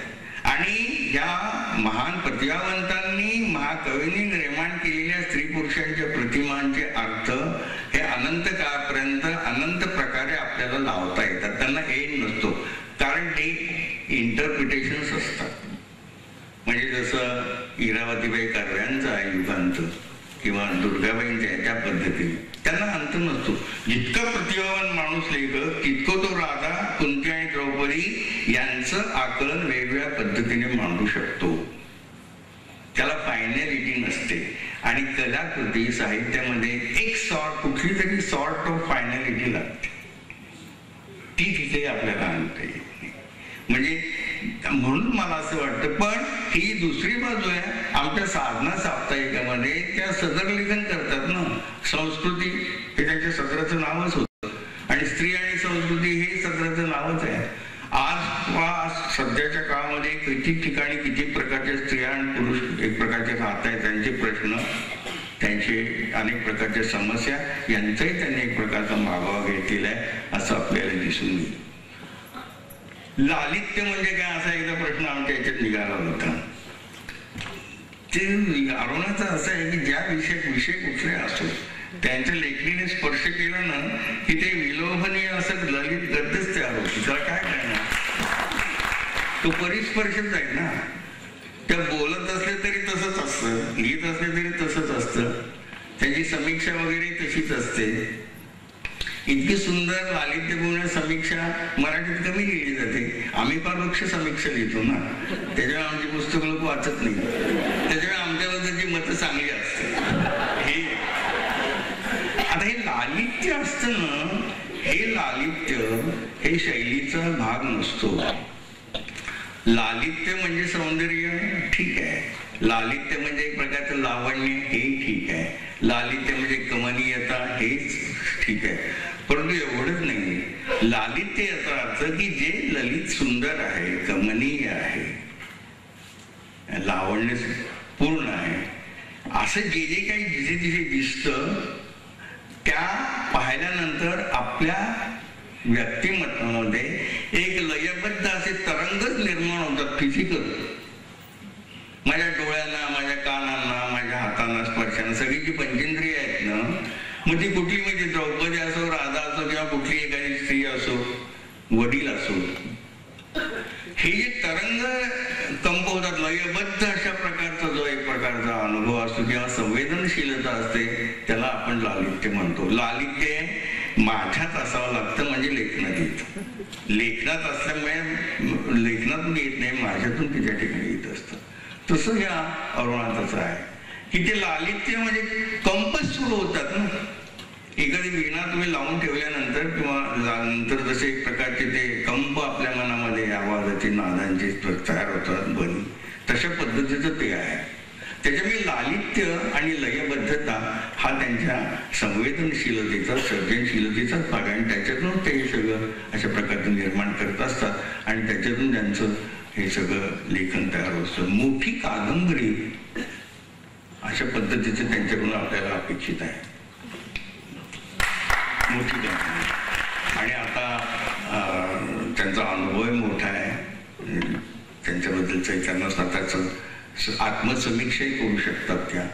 परंतु अशा प्रकारचं एक मोठं काम त्यांनी घ्यावं आणि या मोठ्या कामातूनच आपल्याला असं लक्षात की त्यांची एक विजन आहे अशी स्त्री पुरुष संबंधाची विशेषता फार मोठी अशा पद्धतीची आहे. या स्त्री पुरुष संबंधाचा हा फार महत्वाचा प्रश्न आहे आणि तो पहिल्यापासून त्यांनी त्या उर्वशीचं वर्णन तसंच करतात. मैत्रीचं या पद्धतीनेच त्यांनी तो शोधच आहे. स्त्री पुरुष शोध हा एक परमेश्वराच्या शोधापेक्षाही खूप टिकणारा आणि न संपणारा अशा प्रकारचा शोध आहे आणि तो त्यांनी कमावलेला आहे. त्याची एक प्रकारची संशोधन साधन त्यांच्याजवळ आहे, वृत्ती आहे, मनोवृत्ती आहे आणि एक प्रकारची त्यांच्याजवळ अनुकूलता आहे. तेव्हा अशा प्रकारचा एक मोठा प्रकल्प जर त्या हाती घेतील तर आपल्या सर्वांनाच बरं वाटेल. मी त्यांना आणि त्यांच्या भावी लेखनाला आपल्या सर्वांच्या तर्फे शुभेच्छा देतो आणि प्रसाद देवधर यांचे सामाजिक कामाला आपण शुभेच्छा देऊया. मला या ठिकाणी बोलावल्याबद्दल मी वीणाताईंचा आभार. मी शेवटी येणार नव्हते पण पत्रकारांनी एक चांगली आणि महत्वाची सूचना केली की डॉक्टर प्रसाद देवधरांचा पत्ता हा जाहीर करावा. तर डॉक्टर प्रसाद वामन देवधर, भगीरथ ग्रामविकास प्रतिष्ठान, मुक्काम पोस्ट झारा, तालुका कुडाळ, जिल्हा सिंधुदुर्ग, 416 520 416 510 आणि फोन नंबर आहे 9422596500. Phone number 9422596500. आता आपली पुढची भेट पुढच्या 8 जुलैला. धन्यवाद.